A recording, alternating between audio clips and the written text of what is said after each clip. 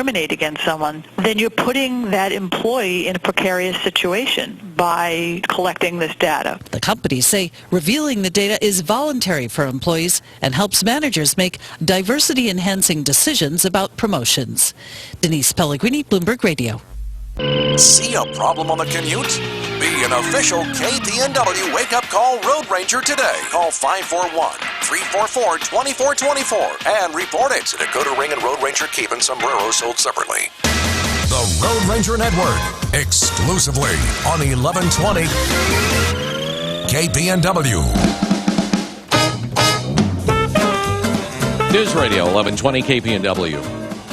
Enjoy the nice dry weather out there while you can. Some areas you're seeing actually perfectly clear, and you may even find a little bit of frost on your vehicle depending on where you're at this morning. It's 6:29 now. So some new polls are out showing which of the Republicans would fare the best, and actually best Democratic frontrunner Hillary Clinton. To talk a little bit about that this morning, National Review Chief Political Correspondent Tim Alberta joining us on the Wake Up Call. Hi, Tim. How you doing? I'm doing okay. How are you guys? Not too bad. Thanks for being with us this morning. All right. So 3 Republicans still standing, at least in terms of polling data.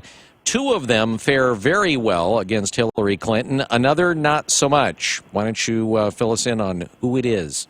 Yeah, well, what we see in this most recent poll is pretty well representative of months of polling that we've seen, which shows that Donald Trump would really struggle against Hillary Clinton in a general election matchup.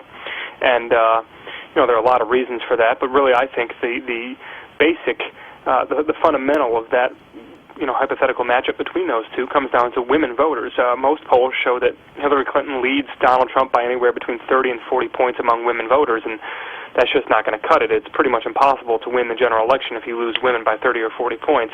So, this new poll is consistent with what we've seen before, and, on the other side, we see John Kasich running about 11 points ahead of Hillary Clinton, and, John Kasich has argued for months, as have plenty of Republicans in Washington, that he would be the strongest opponent to Hillary Clinton in the fall. He could beat her, and I think that's true. Of course, the only problem is that you can't face Hillary Clinton unless you win the Republican primary, and it's very unlikely at this point that John Kasich is going to be the Republican nominee. So those are kind of your two ends of the spectrum. Somebody in Donald Trump who's very likely to be the Republican nominee who would probably get crushed by Hillary Clinton, and then John Kasich who's very unlikely to be the Republican nominee who would probably beat Hillary Clinton. So that kind of leaves Ted Cruz sitting there in the middle. Yeah, a little bit. This most recent poll shows that that Ted Cruz is a couple of points ahead of Hillary Clinton, so that's, statistically speaking, that's a tie when you factor in margin of error. But most polls have shown that Hillary Clinton is ahead of Ted Cruz by, a decent margin, not by a lopsided margin. But, look, Ted Cruz is a little bit of an unknown. He would start the general election season as an underdog against Hillary Clinton. I don't think any Republican would deny that. But I think he would have a shot. It would be an outside shot. He would really have to kind of pull a rabbit out of his hat. But it's not impossible that he could beat Clinton. But, he is not in a position like John Kasich where he would start with a real advantage. Ted Cruz does not have favorable numbers among independents, among moderates in the electorate. He would not do very well with women voters. For example, he probably wouldn't do well with single women voters who are an increasingly important block of the electorate. So it's kind of an unknown with Cruz, but he would not start in the strong position that Kasich would start in. Okay, what is that assumption based on, that Ted Cruz wouldn't do well with single females? Why? Well, that's based on months and months of polling. What pollsters try to do and what demographers try to do is isolate individual demographic groups. And what they try to do in exit polling and in public polling before we see these primaries and caucuses held is they try to isolate how candidates are doing with specific chunks of the electorate. And what we've seen with Ted Cruz is that he does well, for example, with very, very conservative men. He does well with very, very religious men.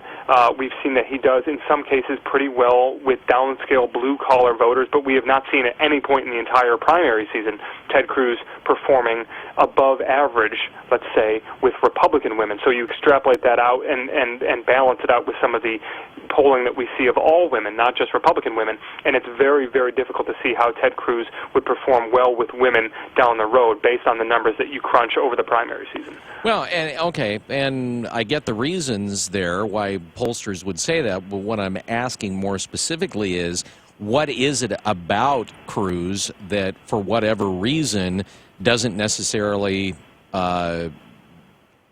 jive with women. Well, you can look at the Democratic playbook from the last couple of election cycles to see how they would attack Ted Cruz. Ted Cruz has stated that he believes that abortion should be illegal even in cases of incest and rape. Now, Lindsey Graham, a Republican senator who, of course, ran for president himself, and now he has endorsed Ted Cruz because he wants to stop Donald Trump. Lindsey Graham, a few months back, said to a big crowd in Washington, D.C., that Ted Cruz can't win the general election because his stance on abortion is too extreme. So that's just one example how Democrats would spend tens of millions of dollars pointing to Ted Cruz's position on abortion as too extreme, hoping to run up their numbers among women voters. All right. So, is there going to be any statistical, let's get back to the three candidates running against each other. Is there going to be any statistical bounce over this sort of dust-up dealing with Cruz and Trump's wives? I doubt it. You could see something at the margins maybe in some of these upcoming contests. Maybe Cruz wins a few more women voters and Trump loses a few more. But, overall, the entire primary has turned into such a circus that I don't think any voters are suddenly going to sit up and be alarmed by what they've seen as something that's new and beyond the pale. I think it kind of fits into the broader narrative of a primary season that's kind of gone off the rails. All right, so, one of the things, you're talking like Hillary is some sort of juggernaut here. What I don't think that, and I haven't heard stated, is, what effect on Hillary's campaign that Bernie Sanders is going to have, because the folks that support Bernie Sanders really don't support Hillary. They don't like her at all. And I can see, polling-wise, are we seeing a situation where a lot of those Democratic voters would go, I'm not going to vote for her? Well, much like Republicans a lot of them wouldn't vote for Mitt Romney. Yeah, well, or for Donald Trump, right, in the fall. Right. That's the situation we face, is that you could have a significant chunk in both parties who decide that they would rather stay home than come out to vote for the nominee of their party. I wouldn't call Hillary Clinton a juggernaut. I would simply look at the electoral map, and Democrats, based on the last 6 elections, already start at a significant advantage in terms of the number of electoral votes that they begin with, just on votes on states that are already blue versus states that are already red. And if you look at the demographics of the country in terms of a rising Hispanic vote, in terms of the African American vote, in terms of the women vote, the fundamentals there make it very, very difficult for somebody like a Donald Trump or even somebody like a Ted Cruz to defeat Hillary Clinton in the fall. That's just looking at the numbers. That's not a measure of her strength as a Democratic nominee. It's just a measure of where the two parties are in terms of their operations, the parts of the electorate that they have identified that are going to turn out and vote for them in November, pretty much regardless of who the nominee is going to be. What's going to be the strongest, at least at this point, in terms of the polling, what is going to be the strongest area that a Republican is going to be able to attack Hillary Clinton and erode her support? Most likely, you're going to see her support, further eroded among white working-class voters. We saw that in 2012 that Mitt Romney really beat up pretty badly on President Obama among white working-class voters, but he still lost. The reason that he lost is because of those ascendant demographic groups that I referred to earlier. Mitt Romney lost so lopsidedly among those groups that his big margins among white working class voters were offset, and more than offset. So I think the challenge for Republicans is, could they take another 4 or 5 points away from the Democrats in the fall among white working class voters? Sure they could. But if they lose even worse among blacks, among Hispanics, among women, then it's not going to really matter. So I think that Hillary Clinton is going to be very weak among white working class voters. I just don't know that it's going to matter very much if she wins by huge margins among all these other groups. All right. National Review Chief Political Correspondent Tim Alberta joining us on the Wake Up Call. Thanks, Tim.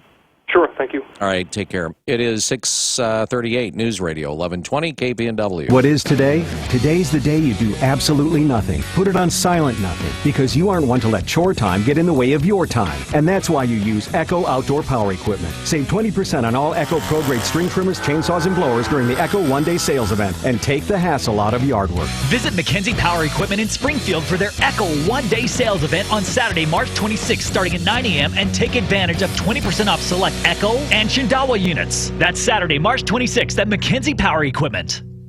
If you're in the mood for seafood, anchor up at Sherry's Cafe and Pies.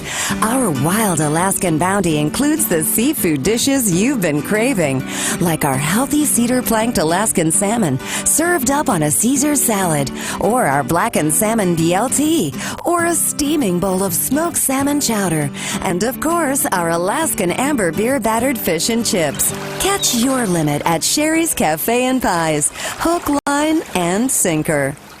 Message and data rates may apply. If you're a guy over 40 and you want to stay on top of your game, try a sample bottle of GNC's top-selling, award-winning Nugenix. Listen, if you're experiencing lower sex drive, general sluggishness, and decreased performance, Nugenix is a powerful man-boosting formula. For 2013, it won GNC's Innovative Product of the Year and was also named GNC's #1 selling men's vitality product. Get a complimentary bottle now by texting BOOST30 to 99000. Nugenix uses a clinically researched key ingredient to invigorate a man's body and increase his libido. Enjoy more passion, higher sex drive, improved performance. Be more the man you want to be in the gym and in the bedroom. You want to stay on top of your game, don't you? Then try top-selling, award-winning Nugenix and feel like the best man you can be. Nugenix is available at GNC and Vitamin Shop, but you can only get your complimentary bottle by texting BOOST30 to 99000. Again, text BOOST30 to 99000. Hi folks, Alan Thicke here. For some time now, I've been offering tips about how to deal with the IRS if you've fallen behind on your taxes. Telling you to call Optima Tax Relief because they're the best trained, most trustworthy, blah, blah, and blah. But now the message is so familiar, you may not be listening. Oh, it's him again. Well, here's the important message. Call Optima Tax Relief. They can help you resolve your IRS issues. The government, can garnish your wages. They can levy your bank account, even take your home or business. To be fair, the IRS also has a new program called the Fresh Start Initiative to help you with that debt. So we've given you clever slogans. Don't mess with the IRS. They'd rather settle for less than bother you more. Now the clever thing for you to do is call Optima Tax Relief now for your free consultation. Call 800-567-2261. 800-567-2261. 800-567-2261. Optima Tax Relief. Some restrictions apply. For complete details, please visit OptimaTaxRelief.com. KPNW weather brought to you by Ramjack West. Do you have foundation problems? Ramjack can fix that. Get your free quote at ramjackwest.com. Good morning. If you're headed out that door in the next few minutes, you're already out and about. We have mostly cloudy skies, some light patchy fog off and on out there, but expect that to burn off over the next couple of hours. Temps right now are in the mid to low 40s with light winds out of the southwest at 0 to 5. This afternoon, we'll see these mostly cloudy skies become partly cloudy, but only for a couple of hours. That will allow us to heat up to the mid to low 50s across the region. The winds will shift to the south at 0 to 5, but we're already tracking the next couple of storm systems set to move in early morning hours of Saturday, bringing showers Saturday and into your Easter Sunday. But the good news is by the middle of next week, major changes in weather. Sunshine will be back and the chances of rain will disappear. I'm Chief Meteorologist Chris Nation in the NBC 16 Weather Center, hoping you have a fantastic day. Mornings are a little different with a wake-up call. Want to hear the most annoying sound in the world? Holloway in London. On News Radio 1120 KPNW. 642, 1120 KPNW. Wake up call on a Friday.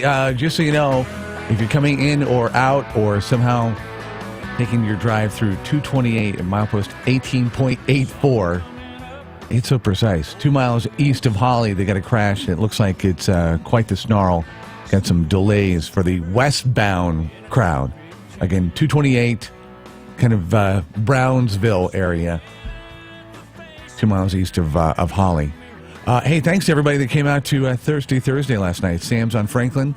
Got to meet Frank, and I don't even know what to call him. I got so many different names that I don't even know what I'm... Just call him Busted Bit. Under contract to be able to... Mr. Bit. I got to meet them, Michael, Raj and Ryan. It was a packed house. What do you think of that place? I liked it. It was nowhere near where you said it was, but it was. They moved it. They moved it a long ways. So yesterday I asked Rob, and let's be honest here. I mean, there's a lot of places I don't know. I mean, I've got the gist of the area, but finding stuff sometimes, it's like, okay, so where is this in location to Matt Knight Arena? And Rob says, well, you go, if you're heading down there from the station, you go past it, and, it's right there at that last light before you go over the bridge, and you make a left-hand turn there, and it's right there in that area by Dutch Bros and the 76 station. Like, oh, okay. So I drive down, and... So what's there, I wonder? I'm driving around that was Sam's. I'm driving around this neighborhood, like, where's this bar?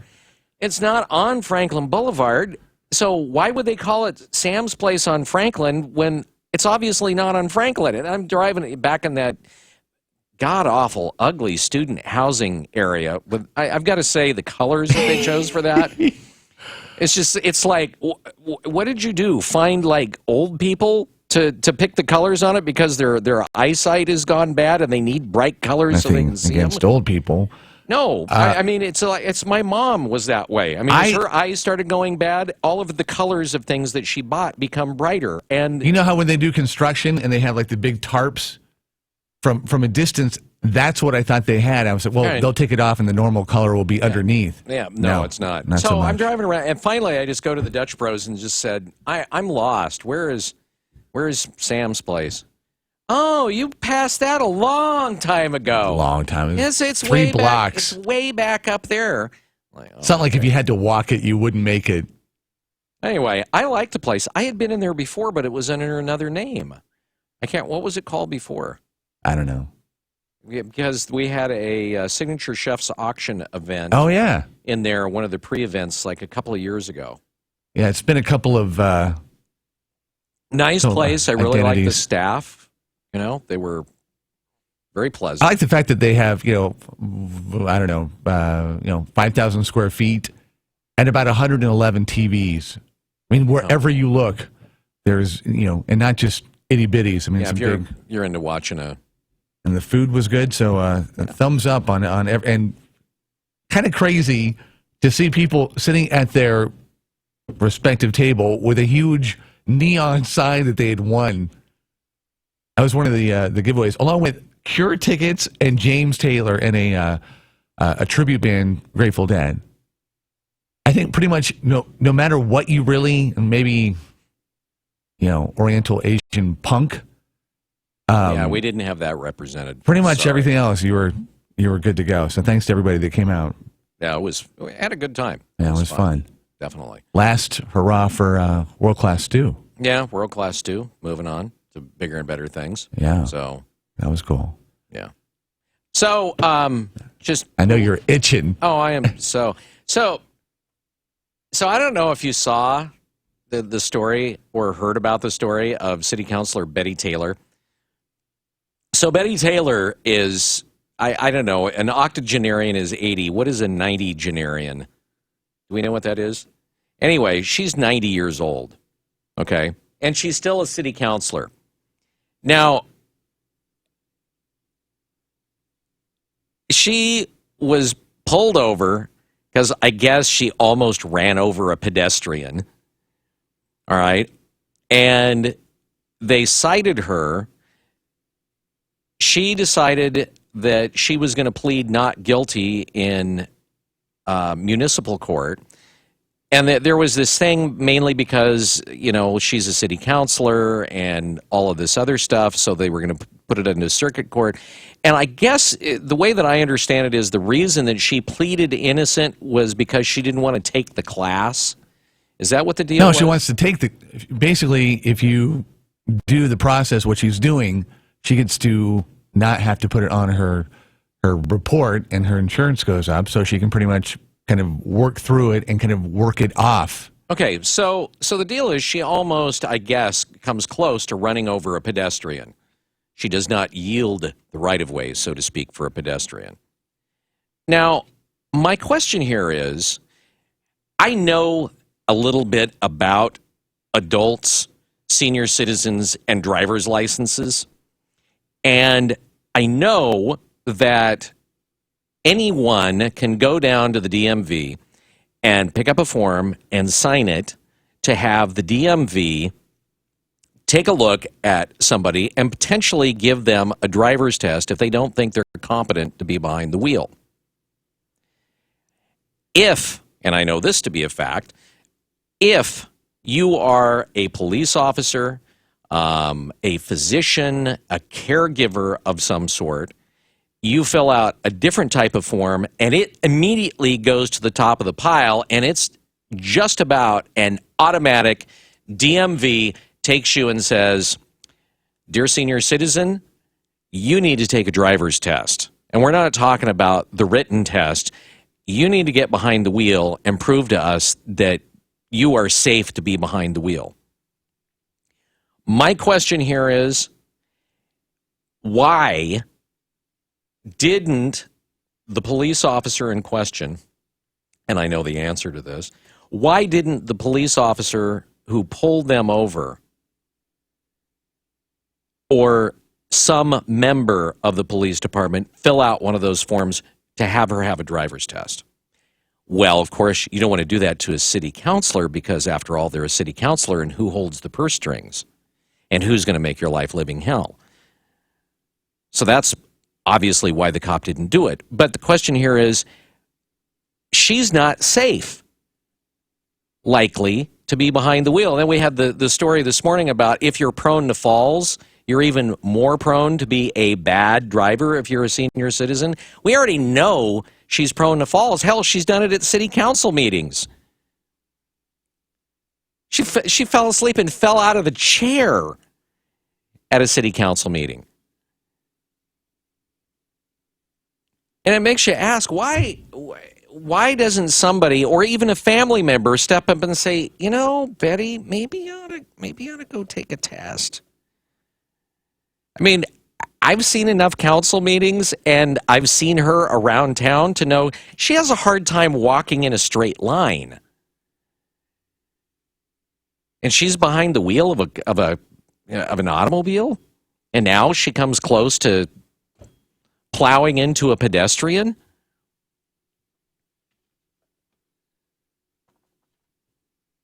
Just seems like somebody close to her ought to go, "You know, I know you like to have your independence and all that, but for God's sakes, you're going to kill somebody.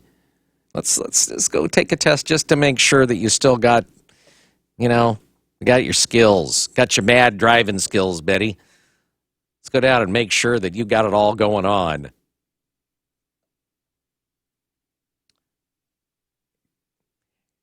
One of the things that I believe that we need in this state, and there's going to be a lot of people that don't want to hear this, there needs to be some sort of mandatory driving test at certain ages in your life. Like, if you've still got a driver's license and you're 80 years old, and we're going to have an aging population here where we're going to have a whole bunch of these people,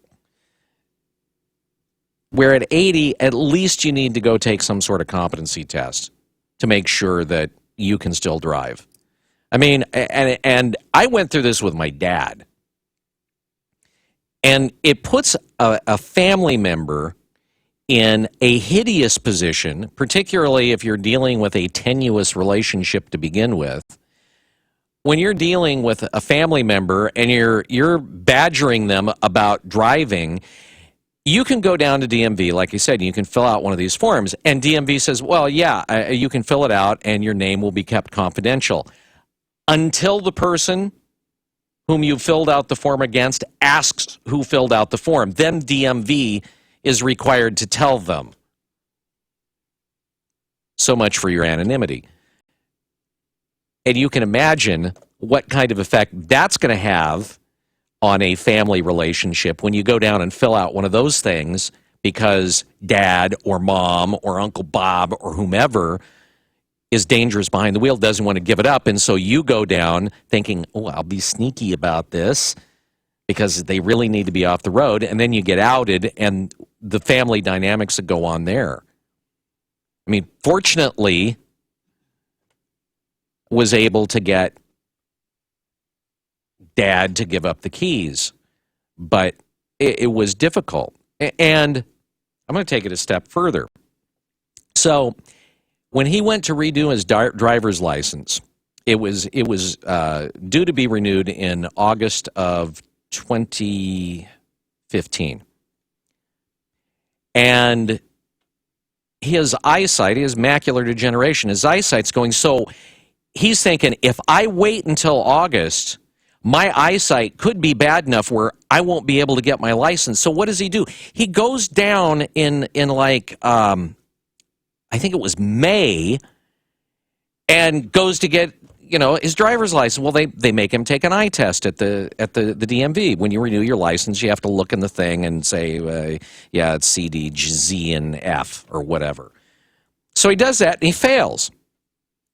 And so he turns around, or they tell him, okay, you failed this. You now have to get a note from your doctor that says that your eye, you have to have an eye test and make sure that your eyes are good enough to drive.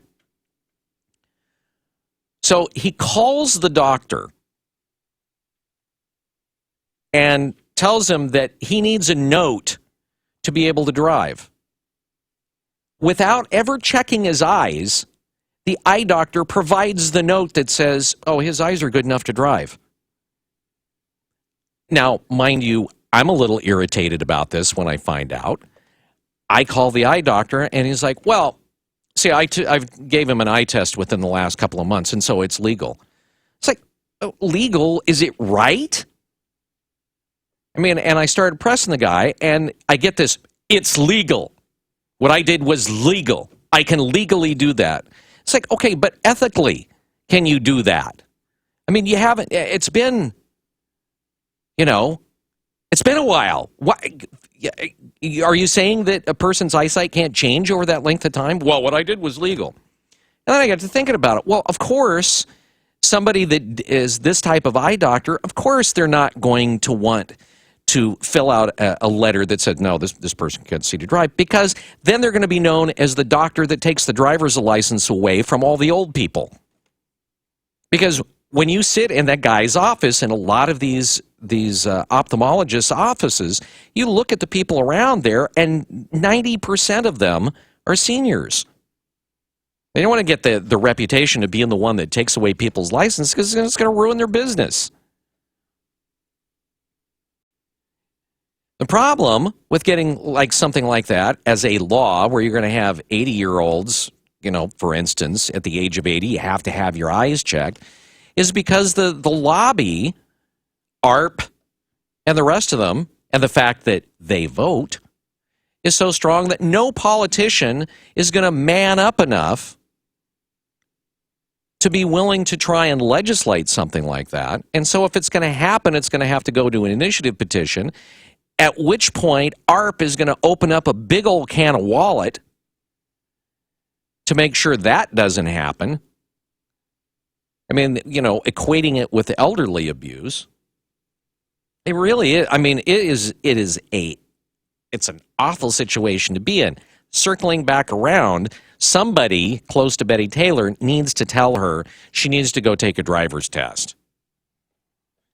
And it surprises me that the police department, it doesn't surprise me because I understand, but somebody needs to be the responsible party here and actually make her take a driving test. I think a judge could probably do it. Anyway, it's 6:55. Oh, look at that. It's the soft music. Makes me want to take a nap. Sort of like Betty Taylor. But the cool part of it is, if you're in a sleep-trained bed, you're already laying down. So it means you don't have to fall out of your chair. And that's a good thing, isn't it, Rob? I think so. Yeah, you don't have to fall out of the chair. Head on down to Sleep Train, and I'll tell you why. Because they're going to beat anybody's price on any mattress they have in the store by 5%, up to 100 days after you purchase the mattress. So let's say you buy a Tempur-Pedic Cloud Luxe, and somebody you see later, a couple of months later, hey, wait a minute, I paid this for it. They've got it for less. You go back to Sleep Train and say, you know what I saw? And they're going to say, ooh, we owe you money. kind of nice. You know you're going to save more at Sleep Train. So head on in. Albany, Corvallis, Eugene, and Springfield. Tell them Bill and Rob from the Wake Up Call sent you. And if you do that, I think they're going to ply you with complimentary mints. That's Sleep Train all over the place. Go on and see them, please. The Heroes are coming this summer to historic Hayward Field for Tracktown 16 and the 2016 United States Olympic Team Trials in Track and Field. For the third consecutive time, America's heroes in track and field will compete for coveted spots on the world's greatest outdoor track and field Olympic team. Join us and watch and wonder as your heroes run, jump, and throw to the top steps of the podium. July 1st through the 10th. Tickets on sale at tracktown16.com. Sponsored by T-Mobile. Switch to the Un-carrier today. T-Mobile. Northwest Burger inside the 5th Street Market features burgers so amazing they're an experience all their own. Freshly ground meat and local produce combined with the creativity of local chef Garrett Kirsch makes for a burger experience like no other. You'll get mouth-watering goodness in every single bite. Check out their menu and photos on Facebook. Northwest Burger, located in the 5th Street Market. It's not just a burger, it's an experience. News, information, 24/7 on News Radio 1120 KPNW. When I have an asthma attack, I feel scared. I feel like I'm choking. Prevent your child's next asthma attack. Visit www.noattacks.org or call your doctor, because even one attack is one too many. I feel like a fish with no water. Fox News, fair and balanced. We report, you decide. On News Radio 1120 KPNW Eugene Springfield.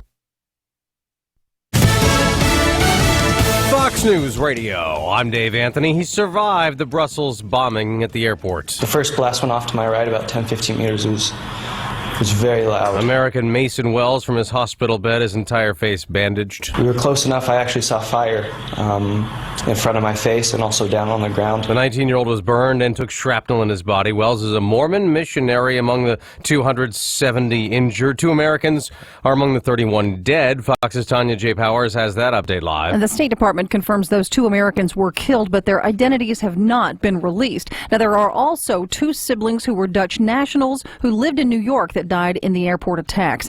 Family members of Alexander and Sasha Penzowski say both Belgian authorities and the Dutch embassy have positively identified their remains.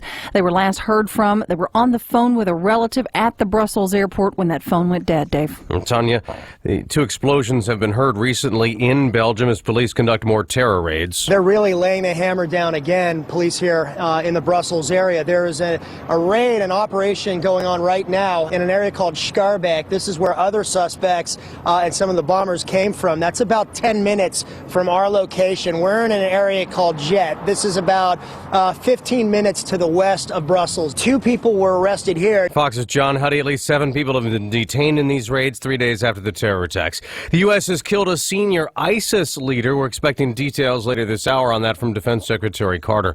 A 22-year-old Indiana man's in custody. He was a friend of the family of a little girl who went missing Wednesday. A body matching 14-month-old Sheila Emmerman was found yesterday. We all love children. And when something like this happens, there's not a lack of support from nobody. Owen County Sheriff Sam Hobbs says a lot of the community came together. The girl's body was found 13 miles from her home. Fox News Radio, fair and balanced. Get set to save now at your local Kubota dealer. Take command of your lawn care tasks with the new Kubota Commander zero-turn mower. Get commercial-grade performance and a full 4-year factory warranty at a price you can afford. Now, during the Get Set to Save sales event, get special introductory pricing of $38.99 and 0 down and 0% APR financing for 36 months. Now through March 31st, 2016, call toll-free 1-888-465-8268 for details about cost and terms. See Mid-Valley Tractor on Highway 99. Great prices, great products from people you can trust. It's the grand opening celebration at Brad's Car Tunes in Springfield this Saturday from 9 till 6. Specials include a JVC Bluetooth head unit for $138, 6-inch JVC speakers for $38 a pair. Get an extra $10 off these items at Brad's new location in Springfield. Grand opening savings at both Brad's Car Tunes this Saturday, 7th and Blair, and now at 38th and Main in Springfield. Springfield. Stay tuned. What North Carolina's Republican-led legislature has done to stop what Charlotte did has led to protests. Fox's Eben Brown has more live. And Dave, North Carolina's GOP-ruled legislature effectively did away with the city of Charlotte's recent ordinance aimed at protecting gay or transgendered people from discrimination. And now LGBTQ rights activists are crying foul. Matt Hershey is with Equality North Carolina. It's one thing to strike down one provision in a small, basic non-discrimination ordinance, but when you strip every municipality from the ability to protect their citizens, it's a totally different thing. The legislature is also drawing the ire of big businesses with sizable footprints in North Carolina, from the NBA to American Airlines, Dave. I mean, it's windy in Kansas, and that could make it tough for crews still battling a wildfire that has torched 620 square miles. We talked to one man who said his house was threatened. In fact, he says he saw the fire coming, had about 5 minutes to get out, got out of his house. The fire swept around his house, took out some outbuildings and some cars, but his house didn't make it as the firefighters got out here and knocked some of the flames down. They're going after the structures to save as many homes and structures as they can. There's a command post set up. They're getting mutual aid in from other towns to help fight this fire. But right now, a lot of the other outlying communities with their fire trucks, they're out on other fires. They're doing the best job they can, but this thing continues to burn. That's Craig Anders with Fox Kansas in Burton. The economy weakened a little at the end of last year, though a final update to fourth quarter GDP growth was better than previously estimated, 1.4%. That is down, though, from 2% growth in the quarter before. There wasn't much March Madness last night. No drama in the NCAA tournament. Ellis, isolation. Over Dodd. He nails it. Perry Ellis scored 27 to lead top seed Kansas past Maryland 79-63 on Westwood One Sports, advancing to the Elite Eight. Another top seed Oregon knocked out defending champion Duke by 14. Oklahoma beat Texas A&M by the same margin. Villanova blew out Miami by 23. I'm Dave Anthony, Fox News Radio. 1120 KPNW 705. Friday. Some potential light rain, high of 55. Cloudy in the afternoon. I have a feeling we're going to see some blue sky and some sunshine. They always talk about, cloudy, it's going to be great. And then it breaks and it's a beautiful day. Yesterday afternoon was nice. Really nice. Rain off and on throughout the weekend, Saturday and Sunday, so just be ready for a wet Easter. I was hoping that Saturday would be the nicer, well, not the nicer, but would give you a chance to get out there and do your Easter egg hunts. Yeah, I said it. Easter egg hunts. Or looking for spheres, if you're going to go look for spheres, But that's potentially going to be a little wet, too. So just be I guess ready. Willamette Lane calls it mega hunt. They don't call it the Easter egg hunt. They just call it mega hunt. And while we're talking about this whole situation, can I throw this as a public service announcement? Sure. To the guardians and parents and whoever's going to be taking these kids, because it's for the kids, that it's an event for the kids. I watched a woman whose child was taking kind of hadn't grasped the concept yet that, I need to go down and pick these spheres up. I saw her not once, but twice do the old basketball screen for somebody else that was going to, another child, to pick up the one that she was hoping that her child was going to pick up. And I thought, what, can we do Easter egg events and Little League baseball without parents? Can we just have the kids show up? Maybe, some people that, your coaches and, a chaperone or here or there, but the parents is like, I could not believe how involved the parents get at these events, where they're actually, you might as well just pick it up and put it in the basket yourself. Just remember, it's for the kids. Okay. Coming up, we got Coach Danny Miles, who just retired.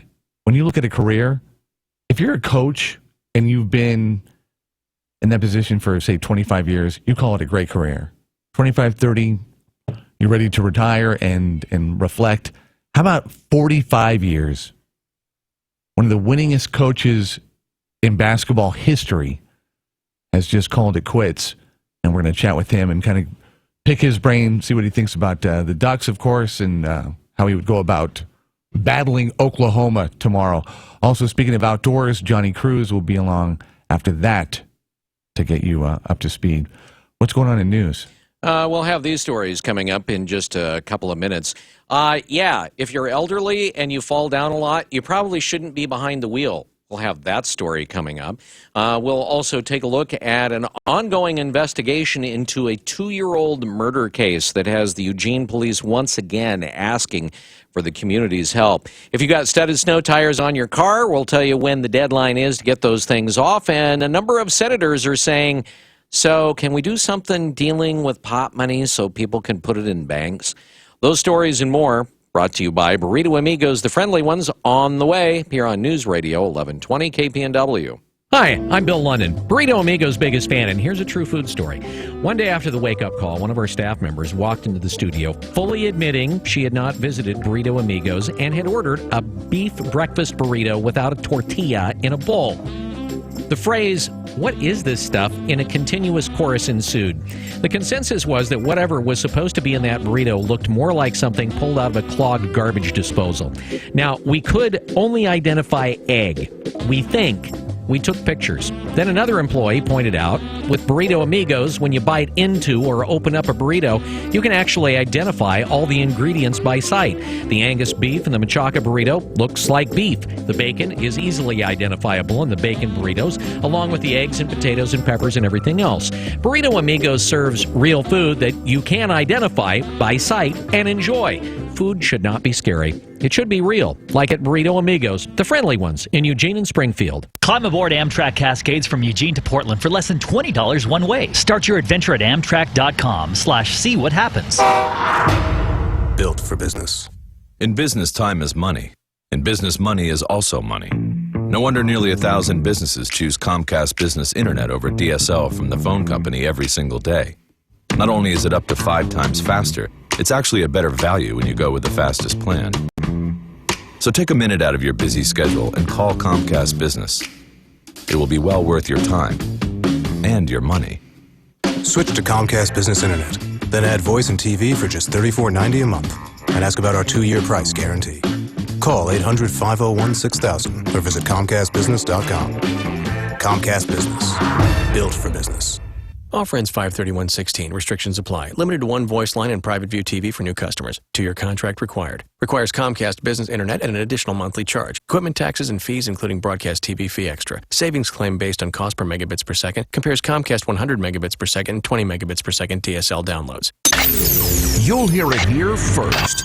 This is your wake-up call on News Radio 1120 KPNW.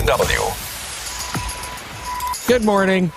This look at the news brought to you by, guess who? Burrito Amigos, the friendly ones, featuring great breakfast burritos and fresh brewed locally roasted coffee for a tasty start to your morning. Here's what's going on. Well, what a game it was last night, and Duck fans all across the state and, of course, across the nation celebrating. Rob will tell us why. If you've been a fan of the Oregon Duck men's basketball team dating back to the Jim Haney, Blair Rasmussen, Matt Court days like myself, last night had to be a little surreal. The Ducks were playing the defending national champs, the Duke Blue Devils, in the Sweet 16. For the most part, they had their way with those same Blue Devils. Last night it was Jordan Bell and even Casey Benson with major contributions. Bell's line starts with 3 block shots, but affected several more than that. Also had 7 rebounds, 13 points after going scoreless against St. Joe's. Dylan Brooks, 22 points, crushing some huge shots down the stretch. Casey, 11 points, 8 assists. 5 Oregon players in double figures, an overall team effort. So the Ducks win 82-68. Coach Dana Altman liked what he saw and had good things to say. Well, they fought their tails off defensively. I thought our effort defensively was pretty good tonight, and guys shared the ball pretty good, had a lot of assists, so it was a good outing for us. There was something that you have to work on and you want to criticize. Free throws. Oregon 8 of 17, 47%. Luckily, it didn't come down to a few points at the end. Oregon is headed to the Elite 8 tomorrow afternoon, 3 p.m., 3:07 to be precise, with Oklahoma. A chance to do something very special. Bill, back to you. Well, the 2-year anniversary has come in the death of Russell Lee Penn, who was the victim of an extremely violent homicide, according to the Eugene Police Department. He was found at his home on Archie Street in Eugene in 2014. Talked to probably about 100 people, but we feel like there are more people who have relevant information that aren't coming forward, and we want to talk to them directly. And we think that some of them haven't come forward because they might believe that an arrest has already been made in the case. But I just want to make sure that people know that there has not been an arrest made in this case. Detective Jennifer Curry of the Eugene Police Department says that the investigation remains very open and are asking anyone that has any information to contact them as soon as possible. A woman stole an ambulance while paramedics were inside a home dealing with a medical emergency. According to authorities, Roseburg police and Douglas County deputies chased the stolen ambulance all through the streets of Roseburg.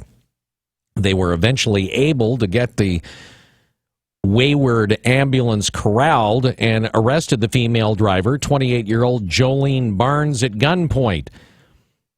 A fire engine actually spotted the ambulance getting on the interstate and didn't recognize the driver, and so called it in.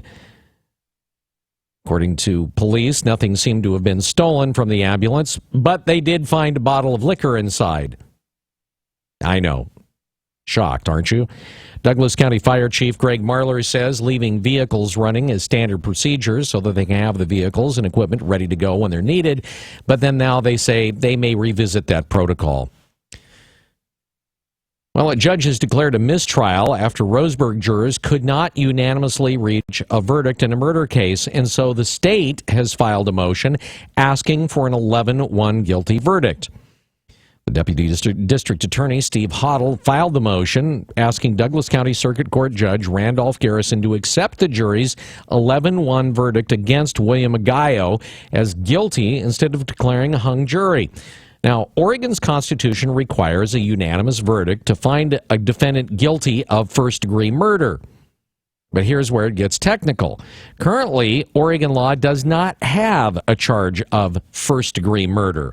Aguayo was actually accused of aggravated murder, which Hoddle argues does not require a unanimous verdict. Defense attorney Don Scales says he does not expect the court to change that decision. The decision, or the deadline, to remove studded tires in Oregon and Washington is now a week away. Brad Ford reports. You have until next Thursday to swap out studded tires for regular tires. Thursday, March 31st is the deadline for removing studded tires from your cars. ODOT's Dave Thompson says the deadline is the same for Oregon and Washington. They limit them only to winter use because in Oregon they cause $8.5 million in damage every year. Many people are switching to studless traction tires. They provide better traction than studded tires on bare pavement. If you're caught with studded tires after the March 31st deadline, you can be cited with a Class C traffic violation. Brad Ford, News Radio 1120 KPNW. A man who participated in the occupation of the Malheur National Wildlife Refuge has been charged with the theft of government property. A grand jury indictment accuses Scott Willingham of taking government-owned cameras on January 15th. That's the day occupation spokesman Robert Lavoie Finicum removed surveillance cameras installed near Burns. Willingham said last month that he was part of the security team at the refuge. He said he left after key leaders were arrested January 26th and Finicum was gunned down in a snowdrift. Willingham was arrested on a weapons charge late last week in Grant County and said during his arraignment he expected to be indicted in connection with the occupation. He was transferred to a Portland jail. He does not have an attorney. Oregonians are a step closer to deciding this fall whether they want to buy booze at the same places they buy their beer and wine. The Oregon Supreme Court approved a title for a November ballot proposal that would allow Oregon grocery stores to sell distilled liquor. Grocers behind the measure can now begin gathering signatures to officially place it on the ballot before voters this fall. But grocers are facing growing opposition from a coalition of local distilleries and winemakers. They worry the measure is going to drive up alcohol costs for consumers and cost the state a major source of revenue it uses for various public services. At least in terms of liquor costs, they may be on to something. In Washington, when a similar bill passed, it did cause the cost of booze to go up fairly dramatically. On the other hand, Oregon lawmakers would have until next summer to come up with an alternative way to preserve the revenue stream now collected by the OLCC, likely through, of course, a new tax. An antique airplane piloted by a former Washington state representative crashed into the Columbia River near Astoria. Brad Ford says crews are starting this morning, again, looking for the wreckage. The plane was piloted by John McKibben. The captain of a ship saw it go down Wednesday afternoon. Sheriff Tom Bergen says it's a difficult area to search. This type of water down here is extremely tumultuous. The currents are extremely strong. They're using side-scan sonar in an attempt to find the wreckage. It's about a 4,000 to 5,000 pound aircraft, which sounds like a lot, but when you've got this volume of water coming through here, it could be anywhere. McKibben had a friend on board as a passenger. They were on a flight to spread a person's ashes when the crash happened. McKibben had left about an hour earlier from Pearson Field in Vancouver. Brad Ford, KPNW. A Coast Guard helicopter crew rescued 3 fishermen who became stranded on the South Jetty of the Columbia as high waves crashed over the area. The men were eventually lifted to safety by a Coast Guard crew from Astoria. The men, who haven't been identified, had been fishing when they became stranded about a mile out on the jetty. It protrudes from the coast near Oregon's northwest tip. The Coast Guard says seas were 14 feet high and they had 25-mile-an-hour winds at the time. The Coast Guard once again warns people to stay away from the jetties due to high waves. Well, 4 senators from 3 states that have legalized recreational pot pressed federal financial regulators to issue clear guidance for financial institutions serving legal marijuana businesses, making it easier for them to access banks rather than operating on an all-cash basis. In a letter to the 6 top federal financial regulators, Senators Jeff Merkley, Ron Wyden, Patty Murray, and Michael Bennett, all Democrats, asked multiple agencies to work together to issue joint guidance to financial institutions. Legal marijuana businesses in Oregon and other states are forced to run their businesses using cash. That's because banks won't actually serve them because they fear reprisal from the feds. And without the ability to open a bank account or accept non-cash forms of payment, the businesses have to pay taxes in cash and keep large amounts of cash on their premises. That presents not only a logistical challenge for state and local governments trying to collect the taxes, it also creates this public risk for businesses in surrounding communities by making legal marijuana businesses a prime target for robbers and other criminals. And then you have this. Salem officials are considering implementing a 3% tax on recreational marijuana. They talked about the proposal and whether they want to put it on the ballot for November. Here's the problem. The city wouldn't be able to deposit the revenue into its bank account with U.S. Bank because marijuana is illegal under federal law, and U.S. Bank representatives told the city that the bank would not accept their pot tax deposits until their corporate office orders them to, which the corporate office won't because they say, well, it's against the law. And finally, the crash risk has taken a high jump for old drivers with a history of falling. Brad Ford says preventing falls for older drivers could actually make the roads safer. This research shows that older drivers with a history of falling are 40% more likely to be in a crash. Marie Dodds at AAA says falls can limit an older driver's ability to function behind the wheel. And can make driving not only risky for themselves, but for others on the road. Drivers 60 and older are in 400,000 crashes every year. So it's really important that we find ways to keep older drivers and all of us safe on the roads. To keep people safe, Don says, in some cases, seniors can strengthen their functional ability and lower their risk of crashing. I'm Brad Ford, KPNW. This look at the news was brought to you by Burrito Amigos, the friendly ones, on News Radio 1120 KPNW. Wake Up Call Sports on News Radio 1120 KPNW. So back to the game at hand. Oregon beat Duke to advance to the Elite Eight in the NC2A tournament. They only have 36 hours to prepare for Oklahoma, who beat Texas A&M last night.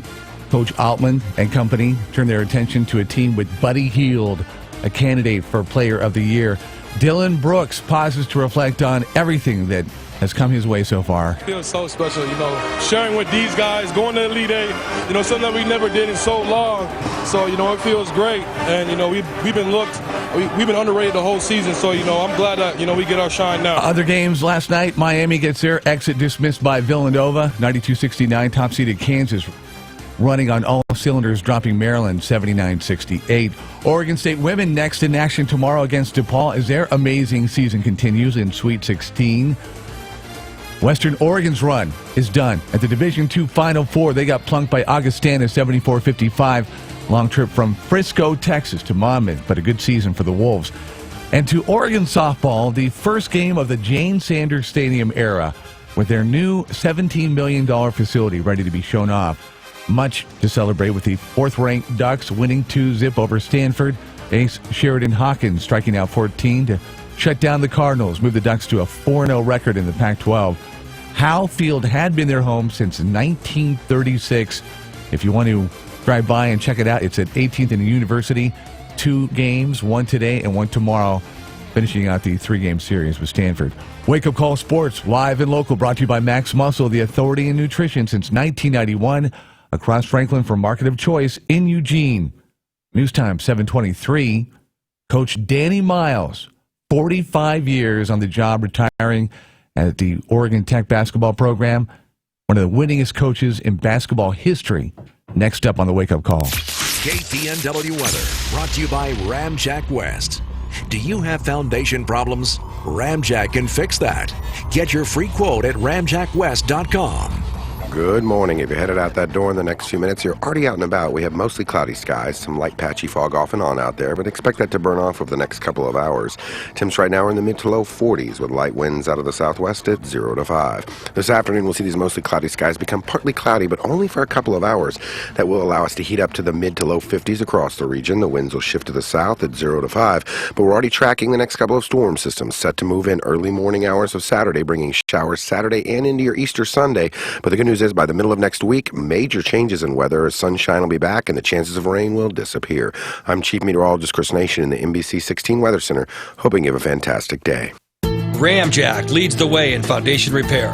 Protect your investment. Get your free in-home evaluation at ramjackwest.com. Check out our exceptional online reviews, then choose Ramjack. CCB 146906. Hi, everybody. This is Don Essig with today's Motivational Minute, sponsored by Eugene's #1 electrical contractor, Builders Electric. Abraham Lincoln, who's credited with so many famous but often simple statements, perhaps outdid himself with this one when he said, "When I do good, I feel good. When I don't do good, I don't feel good." Well, Lincoln's statement may have missed a bit on the grammar, but it certainly didn't miss on the action. If our goal in life is to feel good, then we must do good things, and that means simply focusing on the good things and looking for the good in others as well as ourselves. Good things usually don't happen by accident. So, feel good. Do good things. This is Don Essig with today's Motivational Minute. I'll be back tomorrow. Until then, have a positive day. This Motivational Minute was brought to you by Builders Electric, providing honest, reliable, and positive contracting throughout the Willamette Valley since 1960. That's Builders Electric, CCB number 4296. Having trouble with those last few pounds? Or maybe you just need a boost of energy? Get to Max Muscle for Emerge. The taste is awesome, there's tons of flavors, and it's buy one, get one half off during the month of March. It's only at Max Muscle, 2001 Franklin Boulevard in Eugene. When you're ready for a new vehicle, visit GuaranteeCars.com and shop, click, and drive. Now you can use your keyboard or mobile device to get the keys to a new or used car or truck from the comfort of anywhere, anytime. Search Guarantee's vast inventory. Then choose your car or truck, click the Create Your Deal button, and you're on your way to a new era of car buying. It's easy, convenient, takes only minutes, and walks you through the entire buying process. You can even estimate payments and trade-in values. Plus, you'll see all current offers and incentives and all applicable fees. Your new vehicle is only a few clicks away. A Silverado, Colorado, Camaro, even a Cruze. Try the Spark or the revolutionary Chevy Volt. Try Shop, Click, and Drive between now and March 31st and get a coupon for 15% off any car or truck accessory in stock. Eggs are cheaper in the country, and so are cars and trucks at GuaranteeCars.com. Shop, Click, and Drive today. Offer expires March 31st. Cannot be combined with other offers. If you're in the mood for seafood, anchor up at Sherry's Cafe and Pies. Our wild Alaskan bounty includes the seafood dishes you've been craving, like our healthy cedar planked Alaskan salmon served up on a Caesar salad, or our blackened salmon BLT, or a steaming bowl of smoked salmon chowder, and of course, our Alaskan amber beer battered fish and chips. Catch your limit at Sherry's Cafe and Pies. Hook, line, and sinker. The Wake Up Call. Wake Up Call. On 1120. KPNW. I guess I'm not completely surprised. Yeah, he just retired. Trying to connect up after 45 years. Probably a little tired, and sleeping in is a good thing. Coach Danny Miles, hopefully connecting up with him from Oregon Tech down in Southern Oregon. 45 years on the job, and he is one of the winningest coaches of all time. In fact, had he maybe even coached one more season or two, he would be the winningest coach. Pretty amazing. Danny Miles from OIT. If we don't connect up with him, maybe we'll try to get him on Monday. Like I said, he deserves to sleep in. I feel bad interrupting his rest, but still wanted to acknowledge and talk. We've had him on before, and just an amazing story. I mean, like I said, 45 years at the same school. That's like unheard of. Whether it's your choice or not, just to be, to kind of have your own plan and be able to carry it out is pretty amazing. 7:29. Hey, how'd the ice cream go? It was good. Gateway Medical Supply went out there yesterday and Ice Cream Social. Ice Cream Social dropped off some of the. I will admit I have never had up until yesterday Umpqua's pistachio ice cream, because they have a flavor every month, and it's a flavor of the month. Flavor of the month, right? And it's pistachio almond, and it was awesome. I like pistachio ice cream, so that was good. Anyway, so I got to meet Mike. Mike had sent the original email to get us out there, and turns out there's two Mikes. There's Mike that works there, and there's Mike that owns it. And so there was, I don't know, here at the station there was confusion. Well, which Mike sent you the email? It's like, this Mike. Well, I don't know that Mike. Well, what difference does that make? Anyway, so we went out there. We delivered ice cream, and it was fun, and I got to ride one of the scooters. They let me take those things haul. When it was one of the four-wheeled scooters, yeah, those things haul. I mean, it goes really fast. So I get to mess. Is there like a track with a timer and everything? You had to put a helmet on. I made my own track. And you didn't hit anybody? No, I didn't run into anything. They corner nicely. Do they? They corner well. Yeah, they do. Yeah. I didn't realize that when you buy, okay, there are some people that have the scooters that are still somewhat ambulatory, but not ambulatory enough to where it makes sense for them to try and, walk around the grocery store or something like that. So but there are other people that really do need one of the things almost all the time. In other words, you may have the scooter if you're going down to the store, but to just get up, get out of the chair, go to the kitchen, grab whatever, and go back and sit down, you don't necessarily need one of the scooters. Well, for folks that really need, something like that for daily, just to get from point A to point B in the house and so on and so forth, I never even really considered this, and it makes perfect sense. They actually go out or send somebody out to the person's house to check and make sure, like, for instance, that they can get the particular motorized chair or scooter around the corners. Like, for instance, if you have to go down the hallway, take a left-hand turn to get into the bathroom, then, make your way around the open door and stuff. There are some houses, and I totally get it. It's like where you get, all of a sudden, you're, having an Austin Powers moment in the hallway where you're going forward, backing up, banging into both walls as you're doing it. And it's like, okay, it makes total sense. And I also didn't realize that he was telling me about, Mike, the owner, was telling me about this company that makes motorized wheelchairs, and they will customize the things in just about any way that you want them customized. Swear to God, they even make one with a snowplow on it. I kid you not. He told me that. What? Because, yeah, they make one with a snowplow. So hey, you're in your chair and it's like, you've never lived anywhere that you need to have those, but I could see where that would be practical. But a snowplow motorized chair. So you put your snowplow on it and you plow your way to the mailbox and you plow your way back to the porch. And I was like, I wonder if they could attach a lawnmower to one of those things. He's like, probably. Likely they have. Just so you know. I think they should all come with flags. I saw a situation I think they should actually come with flames. On 11th Street, I saw somebody crossing the street and somebody was, a big truck was waiting patiently for the person to go. Well, 2 cars behind the truck, they got impatient and wanted to get on their merry way and went around the corner and almost hit the person on the little cart.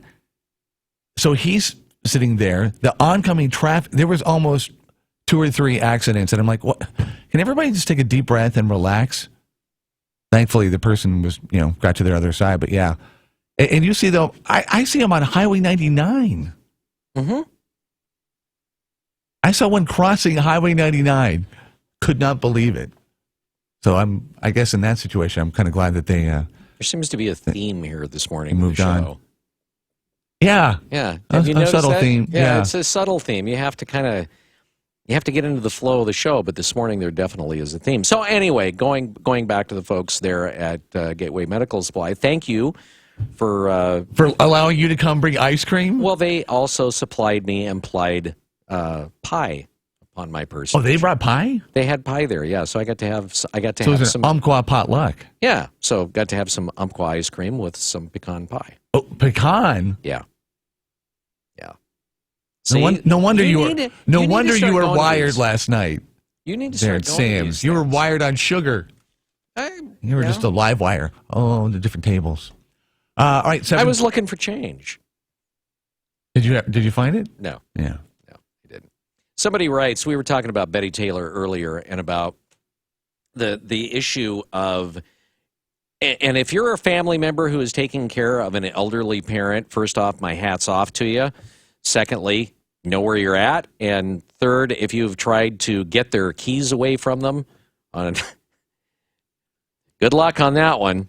And I was mentioning earlier how difficult it is, and that my belief is, and I do believe this, that there needs to be some sort of requirement that once you hit a certain age, you should be required to take an actual driving test with a person sitting next to you to determine whether you're safe to drive or not. Betty Taylor, who's 90 years old and is city councilor here in Eugene, basically cuts off a pedestrian going across the crosswalk, could very well have run the person over, gets cited for it, and is now going to be taking, this driver's class so that her insurance doesn't go up. And my thought is, she needs to maybe not be driving, or at the very least have a driver's test. And that police officers can fill out a form here in Oregon, or a medical provider that says, I don't think this person's safe to drive. It goes to the top of the pile. DMV reacts to it almost immediately, and they take them out, force them to take a driver's test or give up their driver's license. Now, if you're a family member, you can still fill out a form, and they may or may not do anything about it. Maybe you've seen somebody like you're a neighbor. Again, they may or may not do anything about it. And they say, well, we'll keep your name anonymous. Right. Then if you ask the question, well, is there any circumstances that you would give my name if I fill one of these forms out? Well, yeah, if the person who has the driver's license you're talking about asks for it, we have to give it to them. Okay, so where is the anonymity in this? Well, we don't tell them up front that you signed it. Oh, well, okay. That makes it anonymous.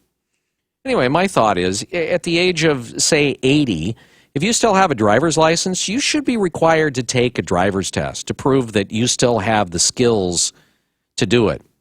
One person writes this morning, and this comes from somebody that works in the insurance industry, Says, on the topic this morning, I can't agree more. I'm inclined to go fill out the form on Taylor myself as a public service. Insurers offer what amounts to a 3 times discount versus what the ARP driver's safety course costs to seniors, making it attractive to go take the course for monetary reasons. It's inevitable that statistics will prompt insurers to start raising rates on seniors that have not had either a course or a supplemental driving test. But it's something I'm not seeing yet, though certainly should be happening based on the number of accidents, of which I'm aware caused by older drivers that probably shouldn't have been behind the wheel. And see, the thing is that the legislature is not going to act on something like that because they know the demographics of voters. I mean, if you start taking a look at who is more likely to vote than not, seniors are more likely to vote than people under the age of 30. They're not going to pass it. And the other thing is they have a pretty strong lobby. And I'm not talking just ARP. And they have money to fight it. And they don't want it. I mean, and you can understand somewhat, their point of view. I mean, that's their freedom that they're giving up. I mean, there's a lot of things that go along with that, and I get that. But a hazard is a hazard. My fear is, and this was the thing that I was always telling my dad, it's like, what happens if you don't see some kid in an intersection? You've had your chance. You've gotten to this age. I mean, it's a safety thing. And folks that have dealt with elderly relatives, I mean, that's caretaking them, knows how difficult sometimes that it can be to even have that conversation. And what kind of schism that can cause. And again, so it makes you, she's 90 years old. We know that she falls out of chairs at council meetings. Should she even be behind the wheel? I mean, as a public service, she ought to go. Oh, come on. You got somebody that's fallen out of chairs at a city council meeting because they can't keep their eyes open? And that person's behind the wheel of a car? There are people out there in the world that have... Nobody's perfect. We all fall, and they say that you shouldn't be behind. And I'm not saying Betty per se, but people in general, people fall, and they can still drive and handle a car. Well, according to the story this morning, 45-year-old, 50-year-old, 60-year-olds, if they fall, should they be yanked too? All right, you got a point. I concede that. However, like the story said this morning, over the age of 60, if you have a propensity to fall, you have more of a likelihood to have an automobile accident. She's 90 years old. We know she has a propensity to fall out of chairs. There's a video somewhere of her doing it with Mike Clark going, Betty, are you okay? We played the audio on the show. I'm not denying that didn't happen. I mean, so you got to ask, is it safe for her to be behind the wheel? Here, Jeff writes, years ago, I had the occasion to follow my grandma on a short crosstown trip. She was in her car. I was in the car behind her. Watching her drive was eye-opening, to say the least. That was the last time she ever drove. The grandkids stepped in and did one better than taking her keys away. They took the car. She was a trip away from a car wreck or killing someone. Oof. It's kind of funny that the subject this morning is at Betty's expense, but it's a serious thing nonetheless. Right. Here's another one. Betty isn't safe. Clarion call. Put out the word asking for a senior to come on the program to frankly discuss what happened when they caused an accident and had to face reality. That would prompt some thought. Yeah, but I don't know that they would want to do that. KPNW, thank you for standing by. What you got? Hi there. Hi. It's Keith. How you doing? Good, Keith. What's up? Well, I just got a frightening story to tell you about my grandmother. All right. This was back in the early 80s, but she was driving over curbs and stuff. And so I said, maybe it's time you go in and get a driver's test. And she says, no, I don't need a driver's test. And then she pauses and says, I've never had a driver's test in my life. And I said, no, wait a minute, how'd you get your driver's license? You got to remember now, my grandmother was born in 1897, right? Right. So she says, well, back when I was 17, which would have been 1914, she says, I went down to the DMV, and I paid my whole $1, and I got my driver's license. And I said, and they didn't test you? And she says, well, no. She says, they don't ask you if you know how to fish when you get a fishing license, do they? And she drove till she was about 87, and she'd never in her life had a driver's test. Wow. Yeah. It was frightening. Wow. And she finally gave up driving because the arthritis in her knees was so bad she couldn't get in and out of the car and operate the pedals. Thank God. Well, yeah. I mean, it was... You know, you bring up an interesting point here. I'm kind of curious. Now you've made me wonder when, in the state of Oregon, they even started requiring you to take some sort of competency test to prove that you could even drive a vehicle. Yeah, in those days, she said she borrowed some friend's Model T and showed up at the DMV and paid her $1, which, granted, back in that time, was probably a lot of money. That's good coin. But wow, I mean, well, so okay, so and it's, you know, now I wonder about my mom because my mom, even when she was young, was a horrible driver. I mean, she would scare the hell out of anybody that rode with her, and when she got older. It was like some sort of horror ride, you know, at the fair. It's like, okay, if you could sell tickets to this, you could really scare people on Halloween or any other time of the year. Well, yeah, there was. I don't know how familiar you are with North Portland, but up there in on north of Denver and Interstate Avenue, it kind of takes a turn where the old Paul Bunyan statue used to be, and there was a DMV there.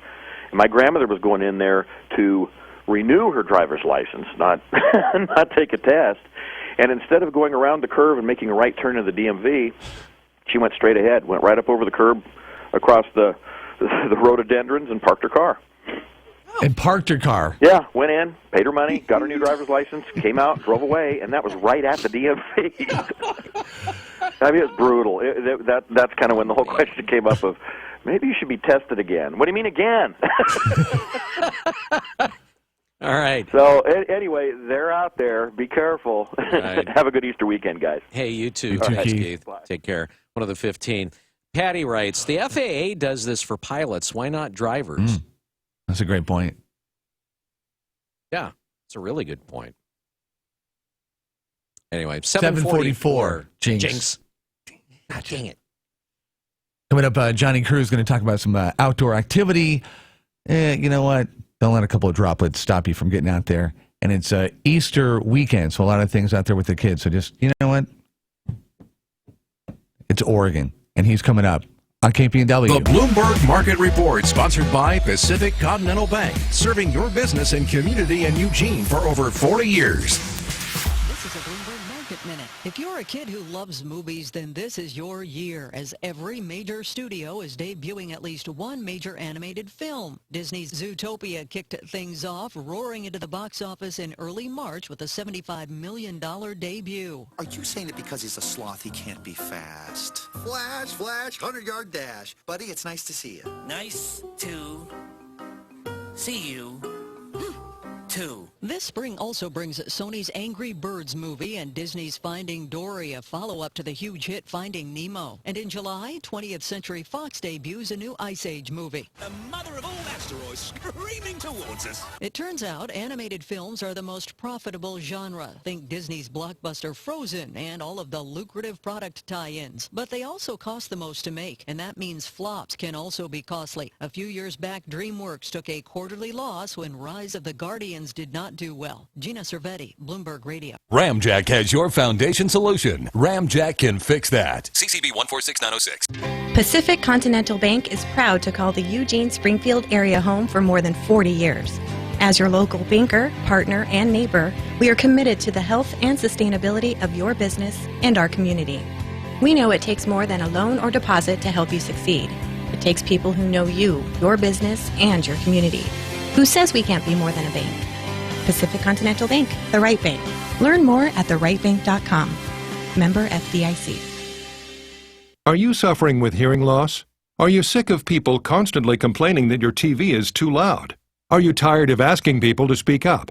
Would you like to hear more clearly, but you don't want to wear a hearing aid that makes you look old? Then you need to try Listen Clear.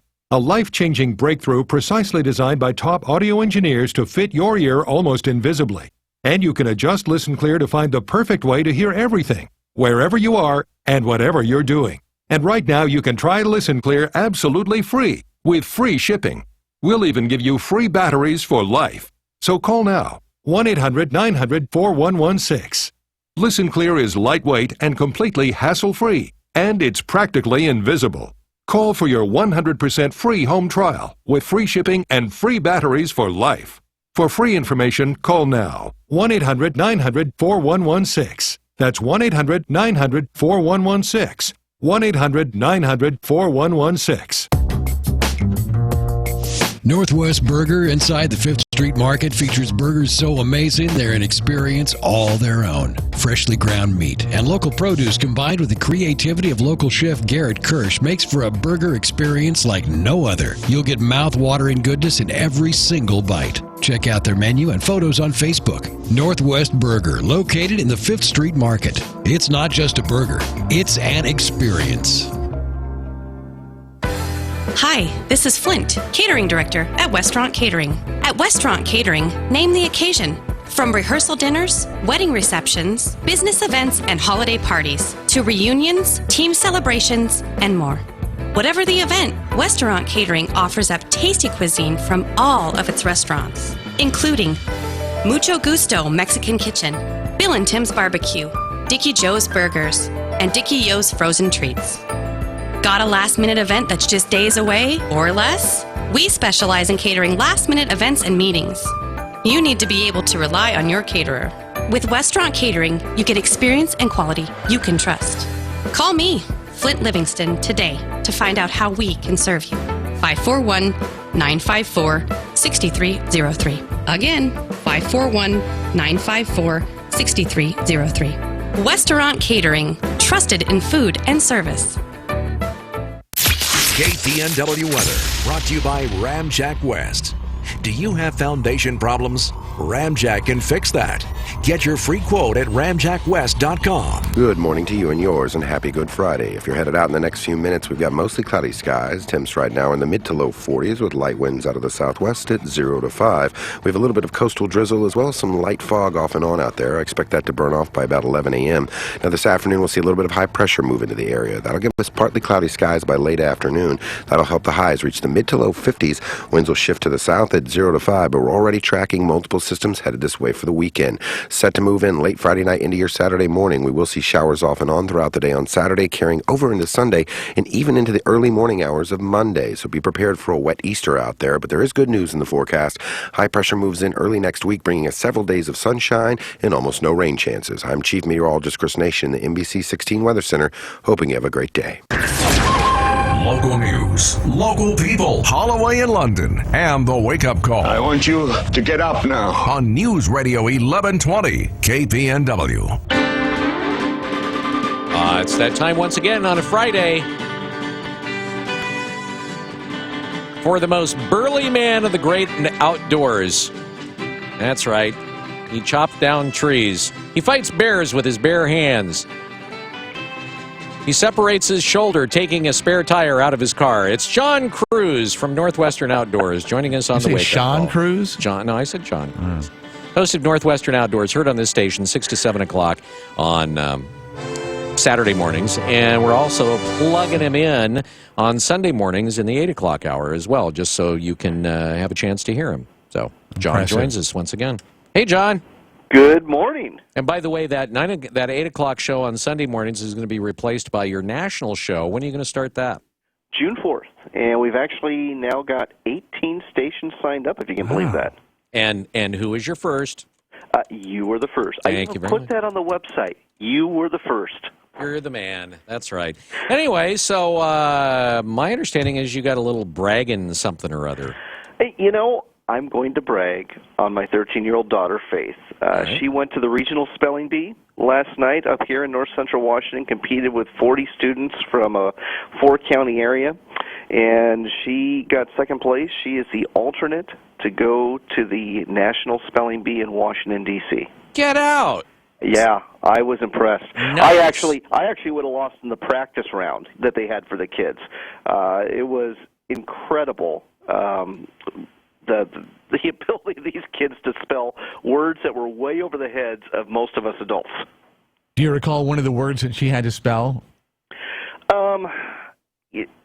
There was the one that she lost was antecedent.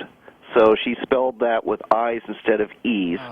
But, there was didactic, there was unfeigned, there was pitch blend, which I thought was really easy, but she was smart enough to ask the language of origin, found out it was German, and put an E on the end of pitch blend, which I never would have thought of doing, and got that one correct. But it was really something. She battled with this young man from Oroville who'd been in the top 3 for the regional spelling bee for the last 3 years.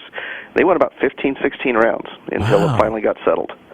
Wow. What was the word that the kid was able to get that bested your daughter? Do you remember?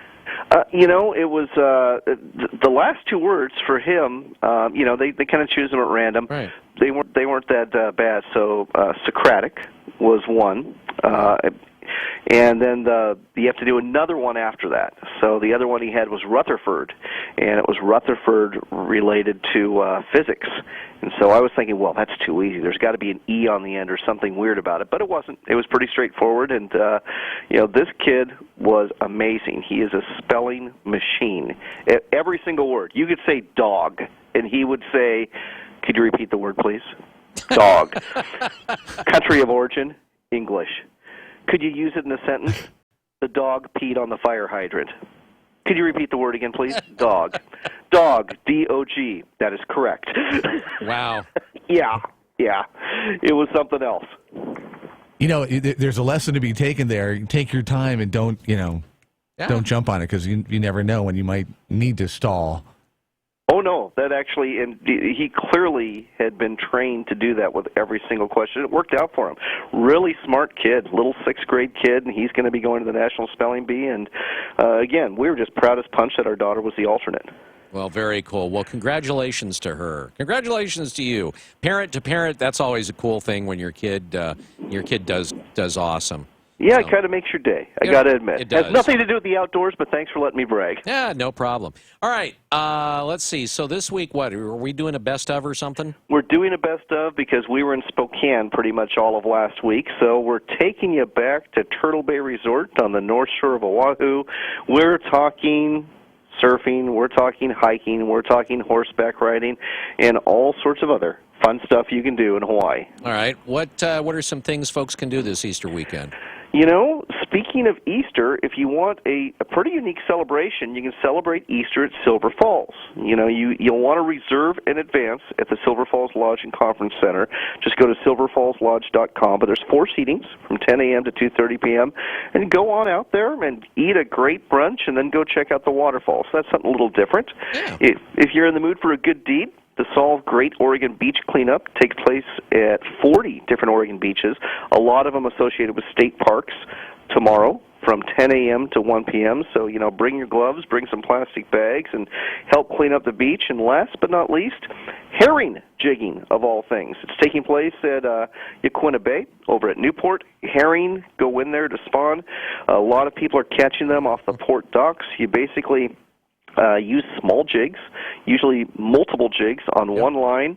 Catch them up to 12 inches. Great fun for the kids. Great way to get some bait. Or if you're into pickled herring, if that's your thing in terms of food, you can go ahead and get a whole bunch of herring and pickle them up. And they're not bad smoked either. I have not tried smoked herring. I have tried pickled herring, but I haven't tried smoked herring. Smoked herring are tasty. I can say that. I used to go off the dock over there by the Mark Hatfield Marine Science Center. And that particular dock there is a really great place to jig for herring. It's fun. And like you said, you take a kid down there. I mean, it's a lot of fun. Anyway, John, congratulations to you and your daughter. Congratulations, your daughter first. Congratulations to you for being able to live through here vicariously.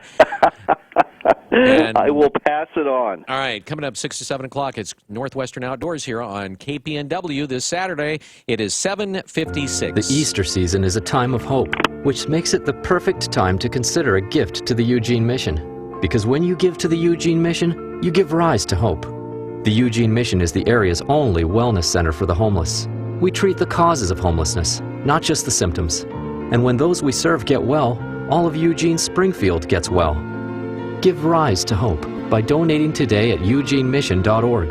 The Eugene Mission. Hope rising. Hurry into SM Gun Shop for March savings. 40 caliber handguns, 10% off. All other guns are $20 off. Reloading powder just in from Hodgdon, IMR, Winchester, and Alliance will stock up now. SM Gun Shop, Lane County's most established gun store on River Road in Eugene. Holloway in London and the Wake Up Call. News Radio 1120 KPNW. When you take the train, there's no telling what adventures await you. But that didn't stop us from speculating. Okay, Ben, you tell me what you do aboard Amtrak Cascades. I tell you how your seemingly innocuous decisions ultimately alter the course of your entire existence. You ready? Yeah, let's do it. Okay, on the train, do you A, order food, or B, get a drink? Get a drink. Nice. Coffee or beer? Beer me. Ooh, someone catches your eye. Say hello or find your seat? Say hello. She's a Beaver fan. I noticed you're wearing a duck hat. Ugh. Deal breaker or get her number? Yeah, sure, get her number. You get her digits. After 6 months of dating, you adopt a rescue dog and you name her Pork Chop. And 4 months later, you propose on the jumbo screen at the Civil War. She spills her drink on you. Boo. But says yes. Yay. Whoa. Yeah, want to know your kids' names? Amtrak Cascades. See what happens from Eugene to Portland for less than $20 one way. Start your adventure at Amtrak.com/see what happens.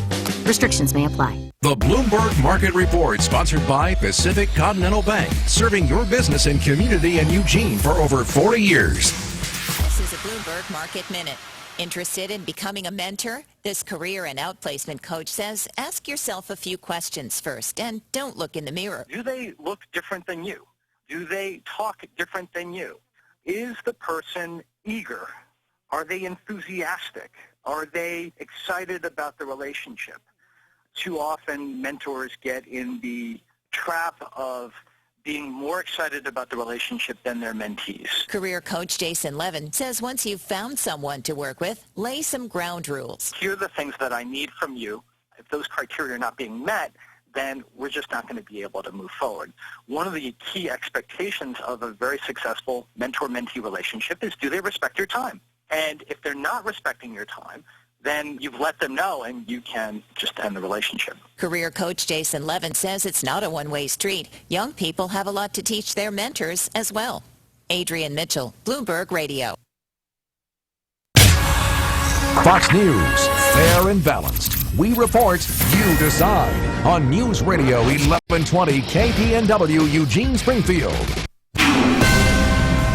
This is a Fox News alert. I'm Dave Anthony. He was second in command for ISIS. Was the key word. The U.S. has taken the terrorist out. We are systematically eliminating ISIL's cabinet. Now live to Washington and Fox's Jared Halpern. A pre-dawn special operations raid has killed the second in command of ISIS. Defense officials confirmed to Fox Abda Rahman Mustafa al-Kaduli was killed early yesterday morning in Syria, described as a finance minister by Defense Secretary Ash Carter.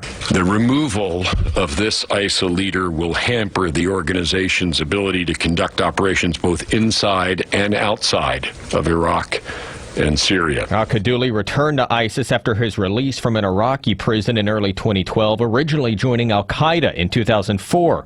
Carter also noting the recent killing of another ISIS leader, the Minister of War, known as Omar the Chechen, killed in a recent U.S. airstrike. Dave. Police in Belgium keep carrying out terror raids 3 days after the Brussels bombings. We're in this neighborhood, in the Scarbeck neighborhood, and the best information we have right now, there are two active situations going on behind me. One is a house that has been raided. There's some information through witnesses that they're hearing from police and warnings that there are active explosives in that particular residence. Now, there's another situation out here. That's at the metro stop. We've seen pictures that appears to show a person lying on the ground, shot in the legs. The official sources say that he was neutralized. That's Fox's Mike Tobin. Secretary of State John Kerry's in Brussels. The United States, I want you to know, is praying and grieving with you. He has laid a wreath at the still closed airport. 31 people were killed there and in a subway attack. The U.S. has 2 Americans are among them. We don't know their identities. A wildfire still burns in Kansas as windy weather can make it tough to fight today. Medicine Lodge Mayor Robert Stutler says they're preparing for a final defense of the town. The fire's burned 620 square miles so far. Fox News Radio, fair and balanced.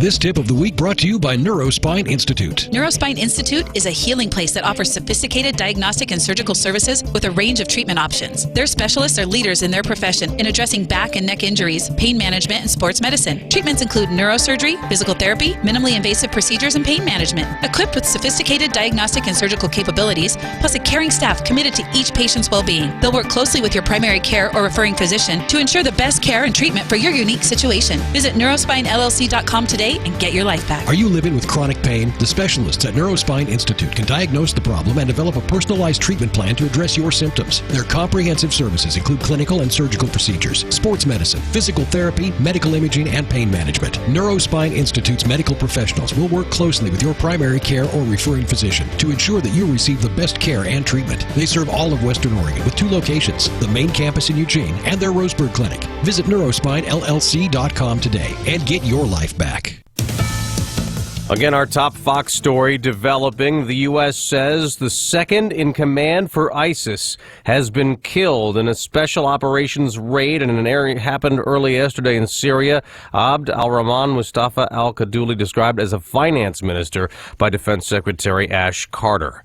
Everyone who lives in the small town of Callaway, Minnesota, is waiting for word they can go back home. Evacuated nearly 24 hours now. Fox's Jeff Manasso explains live. Dave, there are no crossing gates at the intersection in the tiny town of Callaway in northwest Minnesota, where 11 freight train cars derailed when it collided with a truck yesterday carrying 10,000 gallons of propane, prompting a fiery explosion and the evacuation of some 200 people. Having another large propane tank within a close proximity, maybe 150 to 200 feet, could have a huge blast radius. Minnesota State Patrol Sergeant Jesse Grabo. The tanker was allowed to burn off overnight, though the evacuation extends for some time today as state investigators look for the cause. Surprisingly, Dave, no serious injuries. Jeff, a man in Massachusetts is in trouble after a very unpleasant trip to a hospital. Miguel Rodriguez, who's 51, is recovering after having emergency surgery on Tuesday to remove 27 bags of heroin from his stomach, intestines, and rectum. We know the count is accurate because police detectives watched and counted the bags as they were removed by surgeons at the North Shore Medical Center Salem Hospital.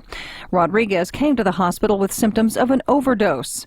Police believe a bag broke open inside him after he returned from a visit to the Dominican Republic. Rodriguez pleaded not guilty at court proceedings that were held yesterday at the hospital. Tanya J. Powers, Fox News. We got an update on the economy. That the final update to fourth quarter GDP growth showed 1.4% increase. That is better than previously estimated, but down from 2% growth the quarter before last year. I'm Dave Anthony, Fox News Radio.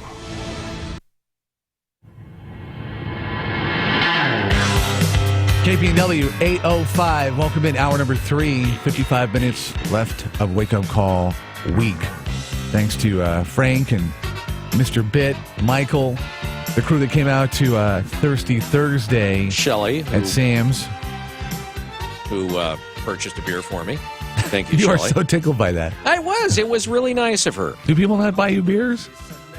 Well, it's not. No. No. So anyway, she was so insistent about it. So it's like, okay, fine.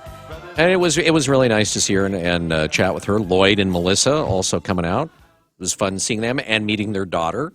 And they brought out with her who wants to be a forensics. Jinx again. Second time this morning. Quite the career she's got, yeah. So anyway, it was nice to see everybody out there for Thirsty Thursday at Sam's Place on Franklin Boulevard. And then we got another one next month, which I can't off the top of my head remember where it's at, but we'll let you know. Same day as an ice cream social? Because if not, I'm thinking maybe not. What we should do is wherever we have this, do it at the same place. Have a block, like not a block party, but like a street party with the ice cream and beer. Scoop out there, and then you go inside for the thirsty part of it. Oh, just make it a whole event. We'll work on it. I'm not resistant to that. By the way, I-5 milepost 224 talking about a 10 miles south of Albany. A situation there in the southbound median, a crash, not good. Again, southbound, 228 still working the situation there, 18.84, 2 miles east of the Metro Hawley, affecting the westbound lanes. Okay, now I know where Hawley's at. You just had to go to their... No, I had to actually picture it. On the way to Brownsville, yeah? Right, on the back road there. Okay. Now I know where it's at. Last time I was out there was on the motorcycle. And at Hawley, if you take a right at Hawley, it takes you along the river, and then the road finally ends at a gate. Is that in proximity to where you were telling me about your summer home, where you were thinking about putting out like your own miniature golf course instead of the front lawn? I would never have a miniature golf course. Oh, yes, you would. No, I wouldn't. You told me about it. No. With the little flags. Miniature golf I would never have. I hate silhouettes golf. of you on the flags. If we played golf like they were discussing last night, that might be a different thing, where they're doing it with hand grenades and M16s. That sounded like fun. No idea what you're talking about. By the way, and yes, we'll talk about it. We'll chat about the big victory last night. I am really hoping that the Coach K, Dylan Brooks exchange does not turn into any kind of distraction. I trust Dana is going to squelch that and kind of make sure that Dylan is 100%, because, for one thing, I didn't think it was that big a deal. Yeah, and I'm seeing it on websites all over as far as Coach K kind of calling Dylan Brooks out for taking the shot when pretty much it was already decided, and he still fired a 3-point shot. And supposedly Coach K said something along the lines of, "Great game, but you know what? You're too good for that." He just told me that I'm too good of a player to be showing out at the end. Showing off. And he's right. I've got to respect Duke. Which to me doesn't sound like, okay, that's going to get in my head. That to me sounds like an actual respectful thing to say about arguably one of the best coaches ever in collegiate basketball. And it sounded to me like he took that with a certain amount of humility. Okay, why would he make that up, Dylan? Right. And two, because Coach K has talked about, I didn't say that. I didn't say anything like that. So I don't know. It's one of those things where, why can't we just win a huge game like this and not have anything like this? But hopefully, the media, I think the media is behind, making a bigger deal about it than and anyone it's like, else. let's just not let them / us have that power. 8:09 coming up. News. Stand by. It's 11:20 KPNW. Burrito Amigos is a business rule breaker. In business courses, it's taught you can make a product cheap and fast, cheap and good, or good and fast, but you can't have it cheap, fast, and good. Burrito Amigos, therefore, is an outlier. You do get all three characteristics in any product at Burrito Amigos.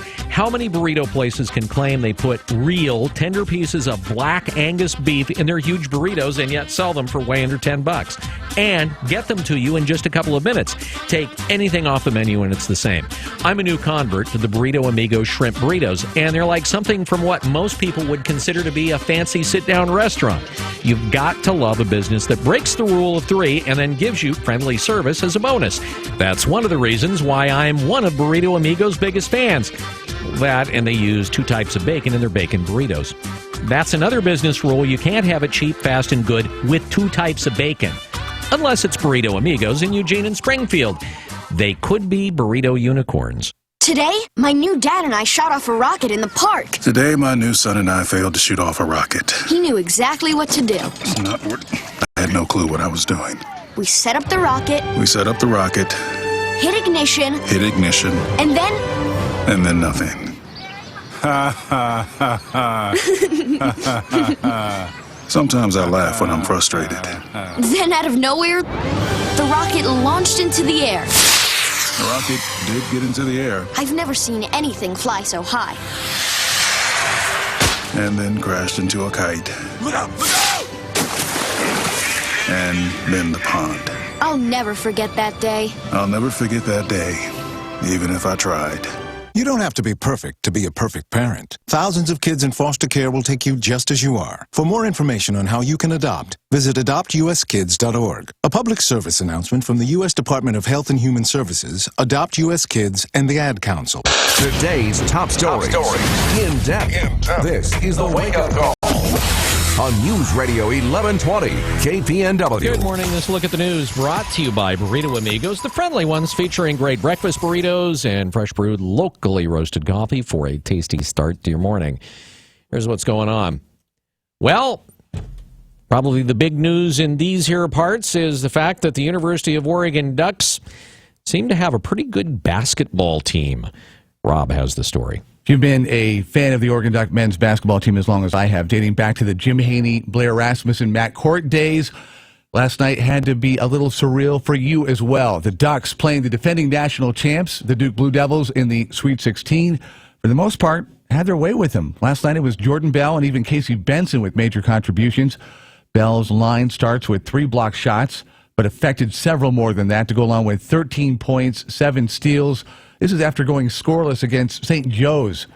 Dylan Brooks led the Duck charge with 22, crushing some huge shots down the stretch. Casey, 11 points, 8 assists. 5 Oregon players in all in double figures overall on team effort. So the Ducks win 82-68 over Duke. Even Coach Dana Altman liked what he saw and had good things to say. Well, they fought their tails off defensively. I thought our effort defensively was pretty good tonight, and guys shared the ball pretty good, had a lot of assists, so it was a good outing for us. If there was a thorn, it was free throws. Oregon 8 of 17, 47%. Luckily, it didn't come down to a few points at the end. Oregon headed to the Elite 8 with Oklahoma. Chance to do something quite special.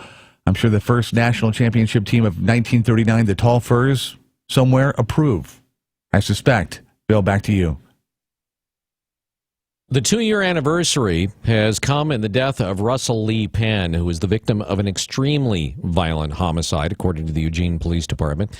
He was found at his home on Archie Street in Eugene in 2014. Talked to probably about 100 people, but we feel like there are more people who have relevant information that aren't coming forward, and we want to talk to them directly. And we think that some of them haven't come forward because they might believe that an arrest has already been made in the case. But I just want to make sure that people know that there has not been an arrest made in this case. Detective Jennifer Curry of the Eugene Police Department says that the investigation remains open and are asking if anyone with information to contact them as soon as possible. A woman stole an ambulance while paramedics were inside a home dealing with a medical emergency, according to authorities. Roseburg police and Douglas County deputies chased the stolen ambulance through the streets of Roseburg until they were eventually able to corral it and arrest the female driver, 28-year-old Jolene Barnes, at gunpoint. A fire engine actually spotted the ambulance getting onto the interstate and realized they didn't recognize the driver. Authorities said nothing seemed to have been stolen from the ambulance, although they did find a bottle of liquor inside. Go figure. Douglas County Fire Chief Greg Marler says that leaving vehicles running is standard procedure so that they can have the vehicles and equipment ready to go when needed, but they will revisit that protocol to see if it needs to be changed. Though a judge declared a mistrial after Roseburg jurors couldn't unanimously reach a verdict in a murder case, the state has filed a motion asking for an 11-1 guilty verdict. The Deputy District Attorney, Steve Hoddle, filed the motion asking Douglas County Circuit Court Judge Randolph Garrison to accept the jury's 11-1 verdict against William Aguayo as a guilty verdict instead of declaring a hung jury. And it's kind of a technicality.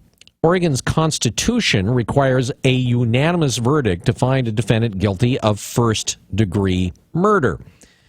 However, current Oregon law doesn't have that charge. Aguayo was accused of aggravated murder, which Hoddle argues does not require a unanimous verdict because it's not mentioned in the Constitution.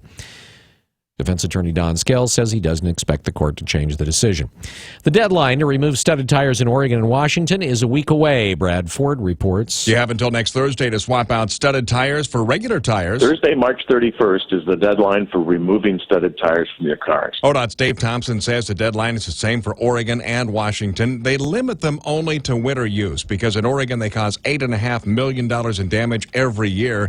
Many people are switching to studless traction tires. They provide better traction than studded tires on bare pavement. If you're caught with studded tires after the March 31st deadline, you can be cited with a Class C traffic violation. Brad Ford, News Radio 1120 KPNW. A man who participated in the occupation of the National Wildlife Refuge in Oregon has been charged with the theft of government property. A grand jury indictment accuses Scott Willingham of taking government-owned cameras January 15th. That's the day when occupation spokesman Robert Lavoy Finicum removed surveillance cameras installed near Burns. A video of that removal shows Willingham and Finicum. Willingham told the Oregonian last month he was a part of the security team there. He says he left after key leaders were arrested January 26th, and Finicum was shot to death in a snowdrift.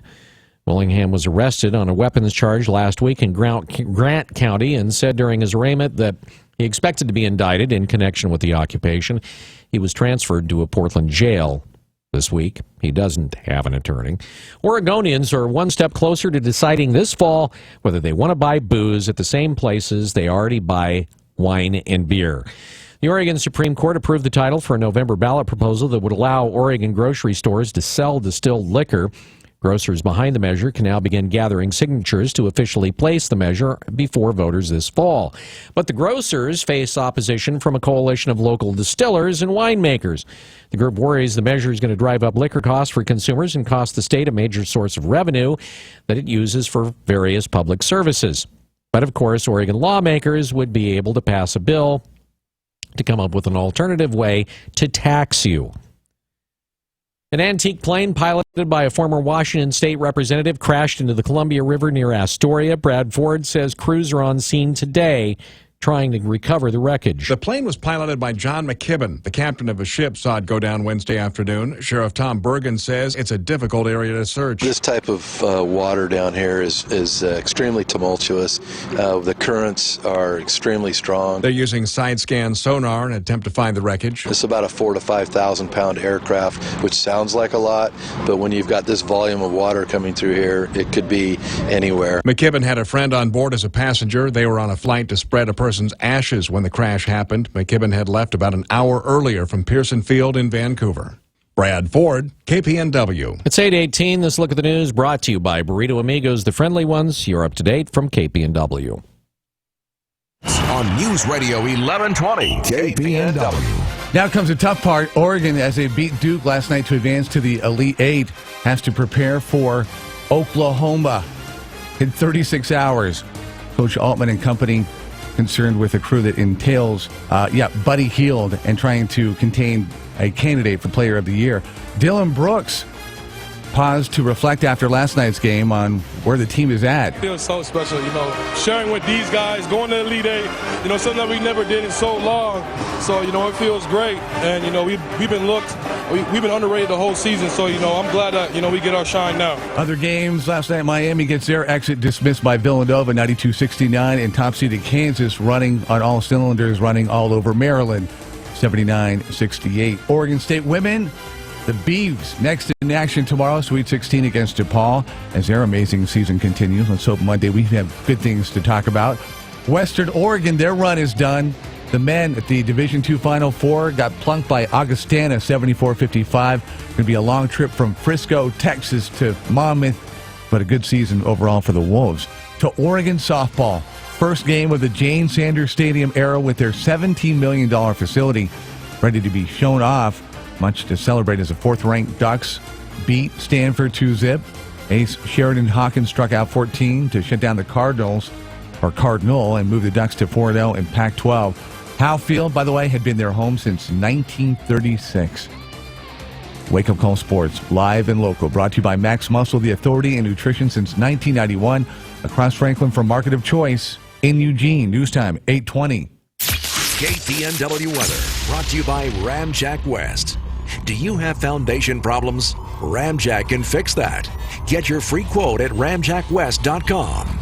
Good morning to you and yours, and happy Good Friday. If you're headed out in the next few minutes, we've got mostly cloudy skies. Temps right now are in the mid to low 40s with light winds out of the southwest at 0 to 5. We have a little bit of coastal drizzle as well as some light fog off and on out there. I expect that to burn off by about 11 a.m.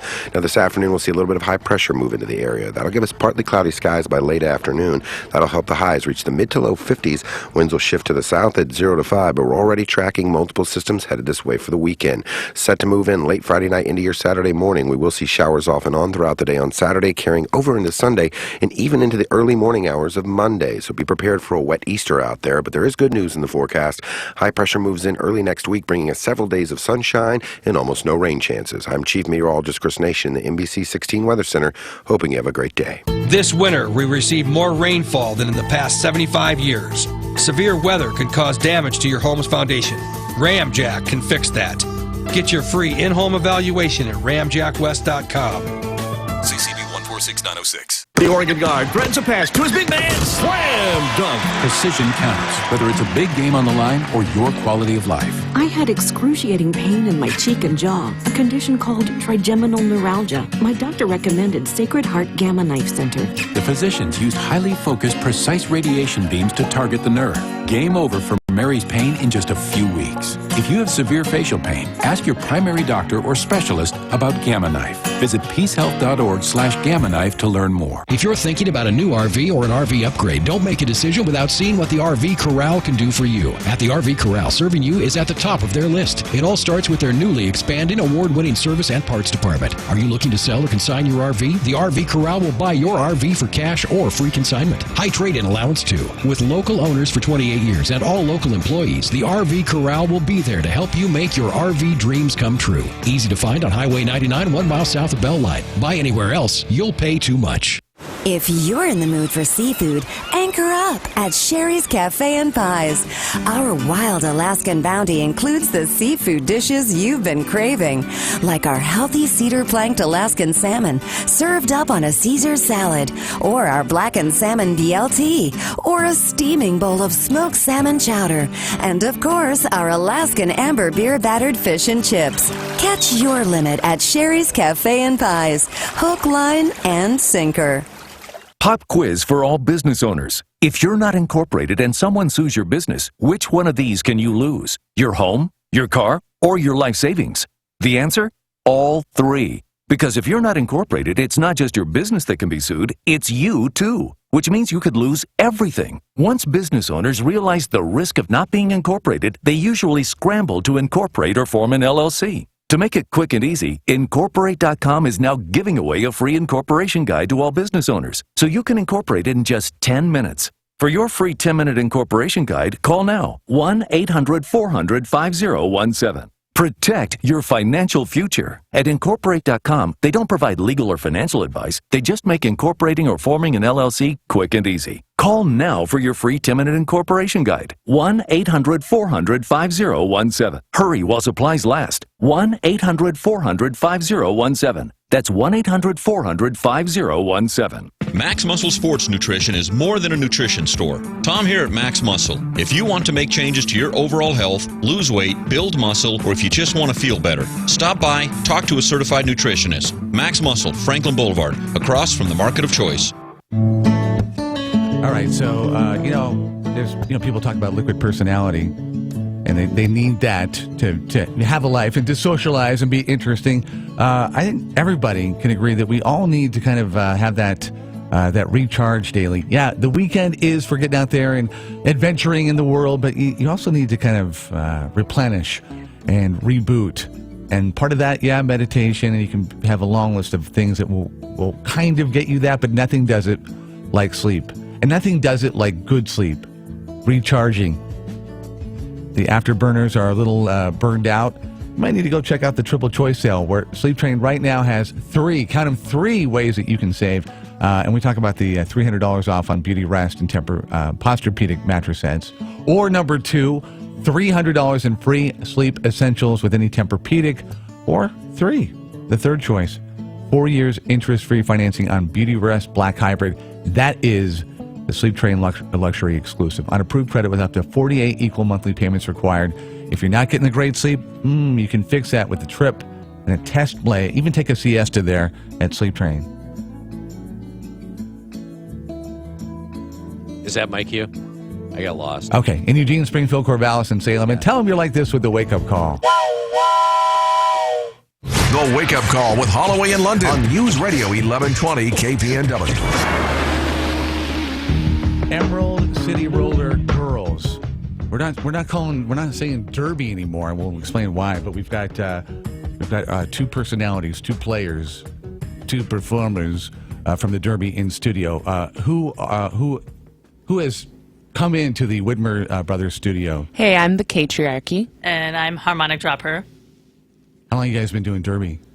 I've been skating almost 2 years now. Yeah, coming up on 2 years for me as well, actually, a little over. Yeah. So I want to ask you, because we have a contest on KDOC where we're getting people involved, and I guess somebody who was last year the winners of kind of their makeover never skated before, and yet they're skating and still coming to practice. I mean, can somebody come in and actually think they compete with you guys if they've never skated?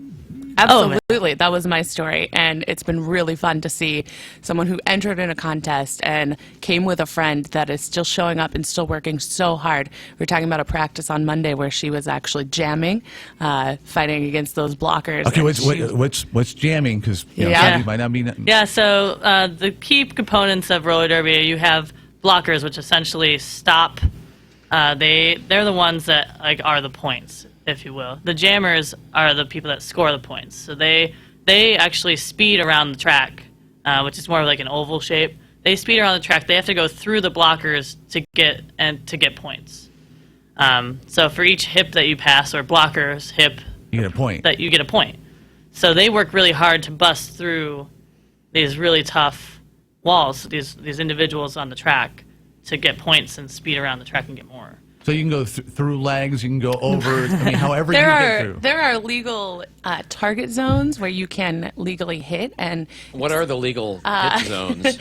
Yeah, it's the chest, and it's nothing above the neck or below. Pretty much below the knee, generally. Knee area, legs. And so then the section of your back that is not your spine, but toward the outside, and then your whole side from shoulder to hip. So that's how they're hitting. How can you hit? Can you drop a shoulder into them? Can you throw an elbow? You cannot throw elbows. You can hit with shoulder, hip.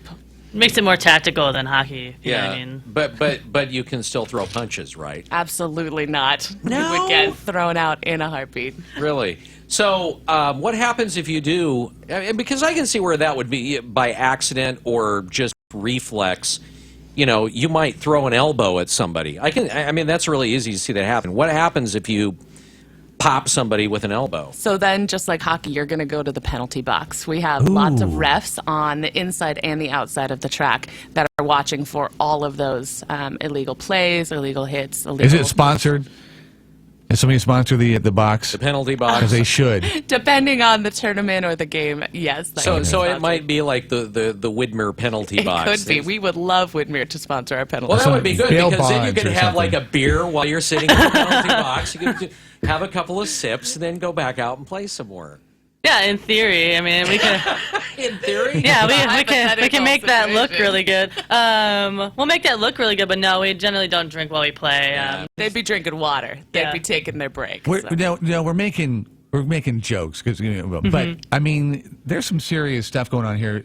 Talk about the injuries as you are hauling people off. I mean, in a typical bout, what kind of injuries are happening?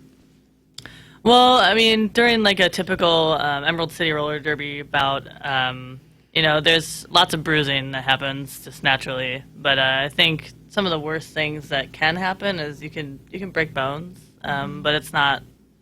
We're pretty safe. Not a common occurrence. Yeah, we're pretty safe overall. And the goal is to keep the game slow and contained. There's a lot of rules that are specifically for safety, like not hitting on the spine, not hitting too low or too near the head. And then we work really hard we have EMTs at every one of our games, and we have a lot of safety procedure, not only for the players, but for the fans who are watching. Talk about the fans. What's the typical groupie P1 fans? I mean, the core, the devout. Yeah, we have a lot of people who bring in their family and their coworkers and their friends. It really is all ages. People are bringing their kids, and they've got ear protection on, and people have their parents there, and it's quite the span of people who understand Derby or maybe are just coming out to support somebody and cheering on, even if they don't fully know the game. I don't know. We have a wide range of people, and personality-wise. We get college students. We get the classic roller derby folks who've been around forever. They come and watch. Also, some hardcore fans. It's really good. Talk about, I mean, if somebody is coming for the first time, I talked to somebody last night who was coming to watch the basketball game and said, God, there's so many rules. I don't understand this game. For somebody who's never been to one, how easy is it to absorb and kind of figure out what's going on in the first show up? Yeah, so what's really great is there's always going to be someone there that you can like kind of nudge and say, hey, what's going on? And so the person next to you, if you've never been there before, the person next to you may know all the things, and they'll just be more than willing to be like, well, you can't, that's a cutting the track. Like, you went in illegally, and they'll pick up on the game really fast. It's really great. Absolutely, and I remember that from my first couple games I went to. I was like, that person's cheering at all the right moments, so ask them, what just happened? Mm-hmm. Yeah, that makes sense. Actually, that makes a lot of sense. I'm just kind of curious, what, for both of you, what made, we'll start with you, what made you decide, oh, I want to do this? I mean, what? I actually brought a group to Willamette Lane for their climbing wall use out there, and I was hanging out and I saw an advertisement flyer for roller derby, and I thought, I don't have time for that, but I could ref. And so I was looking at the website, looking at the reffing, looking at the rules, and it took another year, another ad on Facebook before I said, I'll just show up. I'll just ask around. And so I walked in and talked to the person at the desk, Blue Ruin, and I said, do I need skates? Do I need pads? Help me out. And from then on, they start whatever level you're at. So I hadn't been skating since I was a kid, and we learned all of the things you need to be able to turn around, to be able to stop. So we work on that safety aspect before anyone is hitting each other. Harmonic, what about you? Well, actually, I moved halfway across the country a couple years ago, 2.5 years ago, with a friend of mine, and she knew about roller derby, and I did not. And you know, she was like kind of hesitating about maybe doing it, and heard about the league here, and I was like, well, if you want to do it, I'll do it with you. You know, kind of like a buddy system. Yeah. You know, Is she still doing it? Yeah, she's still doing it. I'm still doing it. So it's been really fun. It's been a good 2 years. Okay, so why do we call this? It used to be Emerald City Roller Girls, and now we've kind of changed. We're evolving because you're incorporating not just girls anymore. Absolutely, and we just found that within our league and within the wider international community that this was really important to be able to include everyone and how they identify. And so there are lots of league-wide statements on gender and policy, but for us to be able to say this is roller derby and this is what we're doing and we're about the game. So are the teams then like co-ed? You got guys and gals on the same team, or is it, because I think last time we had the roller derby there was a guys team and a gals team.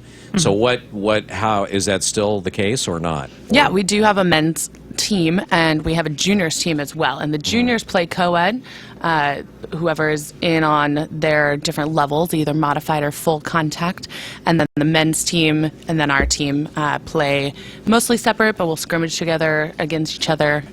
We do a lot of interacting in that way, of course. Mm-hmm. How old are the juniors?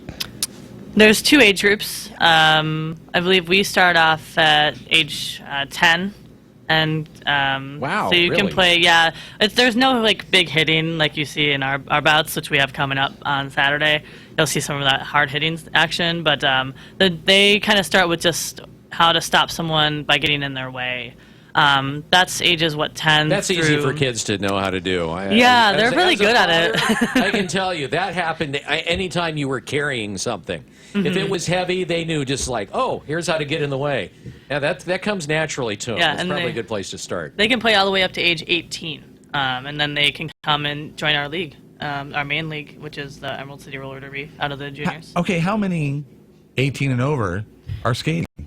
That's like the big majority. Right now, I think we have about 50 skaters overall, and maybe a little bit more with our recreational league. But you have somewhere a recreational league? We sure do. So that's how I started. Is that like seniors? No, it's absolutely just a level that you want to play a couple days a week. They practice and they scrimmage occasionally, but it's a little lower level commitment, and it's a good way to start in or to play without the full consuming 4 or 5 days a week practice.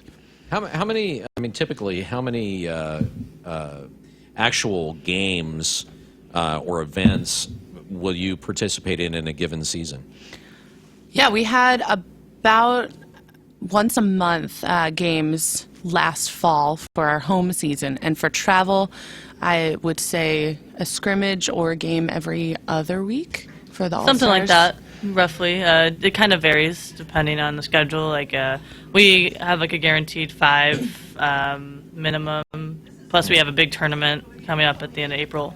And then, because it's travel team, they'll go away for a weekend and play 3 games in Sacramento or a game in Vancouver or 3 games even here at home at our tournament. Are they flying off in the Emerald City chartered bus or plane? No, so it's all volunteers. So, and we we ask for donations all the time, but it's for our travel.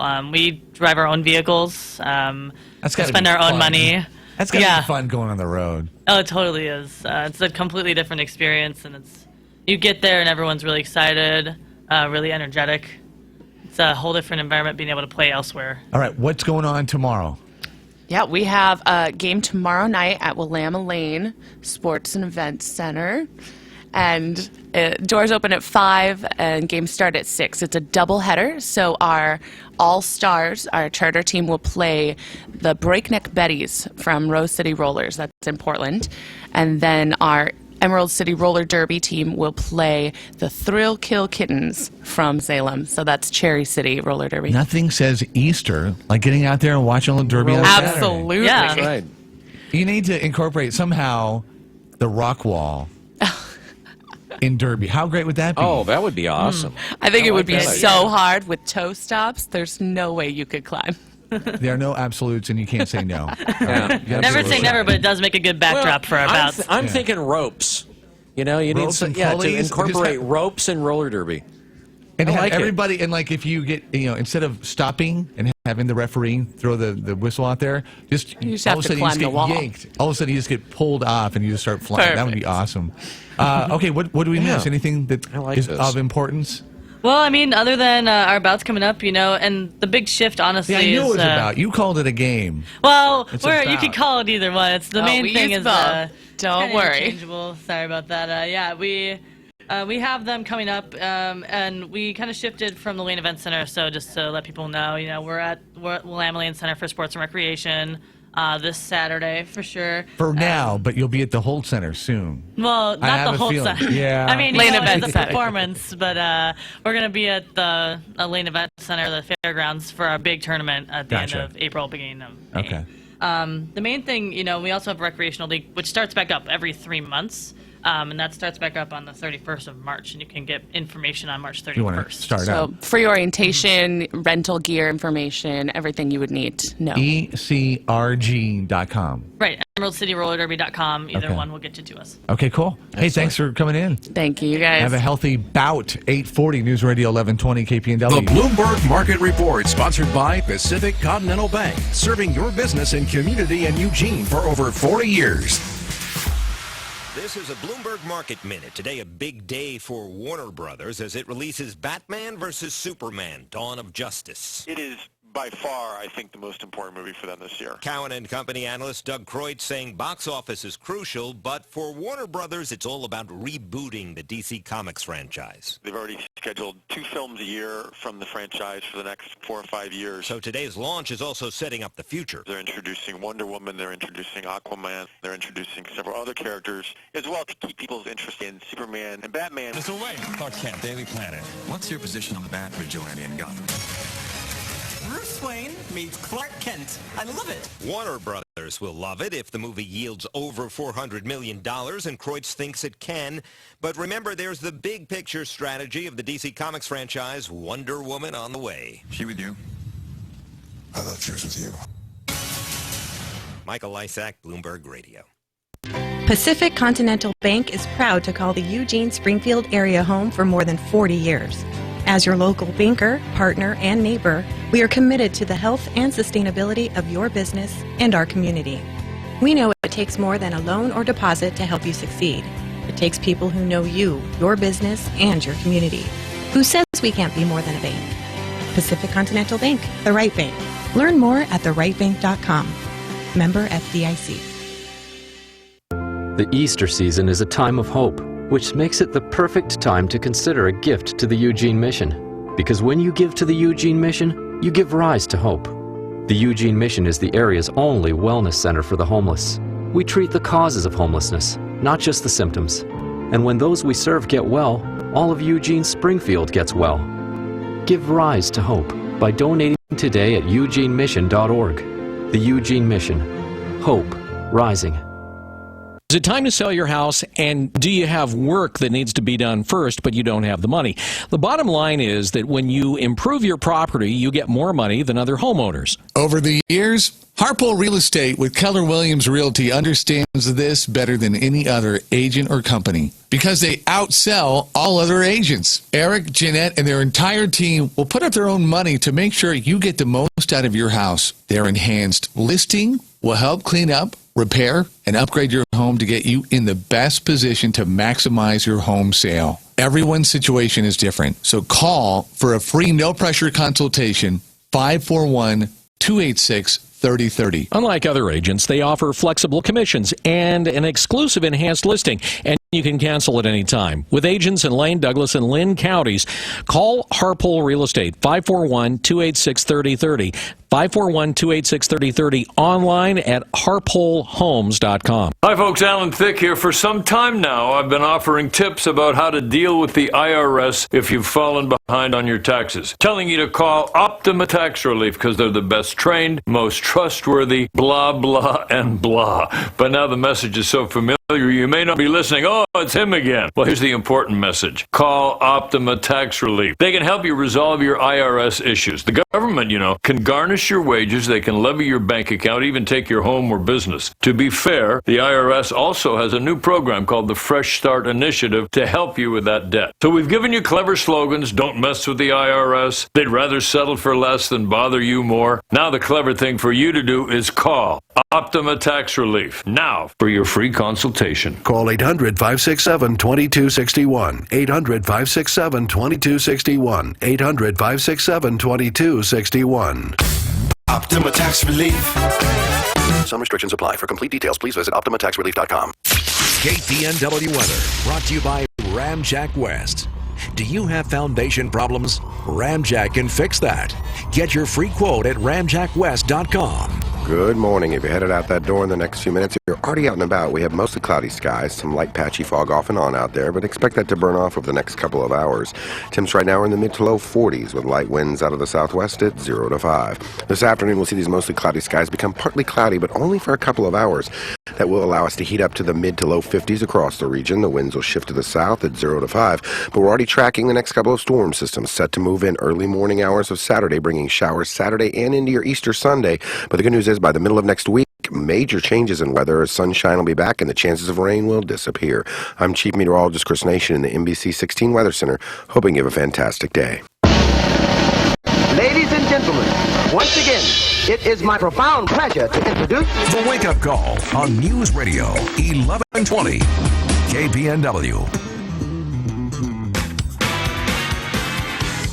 News Radio 1120 KPNW at 8:44 on a Friday as we get ready to pretty much end the week's worth of broadcast. And a great way to end it, Jack Tripp from the Eugene Mission joining us on the Wake Up Call this morning. I think this is the third time you've been on the show. Welcome back. Yeah, thank you. It's great to be back, and it's great to end your week.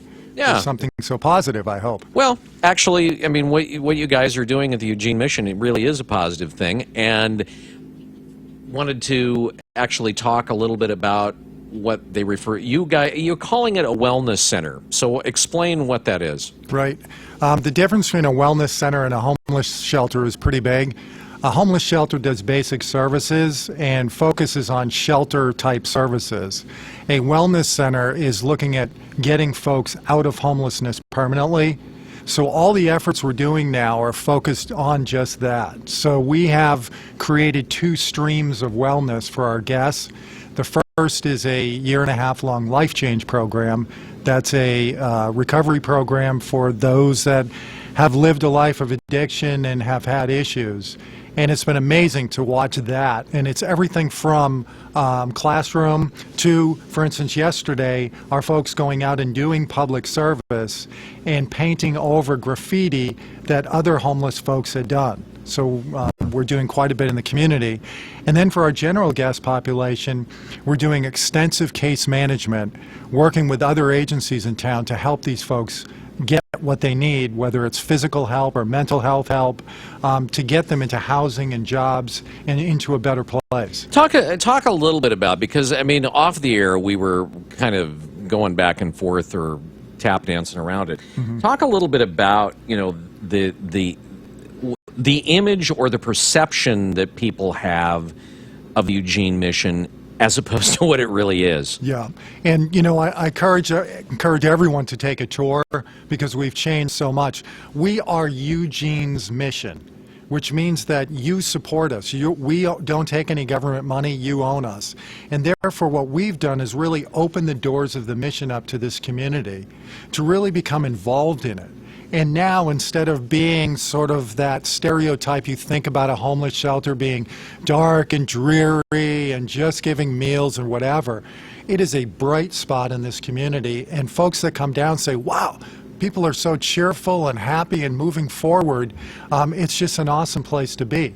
And I think that is truly what the difference is that we are a bright spot in this community to help not only the folks at the mission get well, but to help this community get well. Because let's get real, homelessness is a huge issue in this community. And I swear yesterday, another business owner called me up and said, I went outside and there was a pile of human excrement on my front door. Why am I doing this? Why do I have to be doing this? And my answer is, support the mission, because we're taking the folks that are mentally ill on the streets doing that kind of stuff, bringing them in and helping them to get well. Okay, you brought up, and you got me off on a topic here.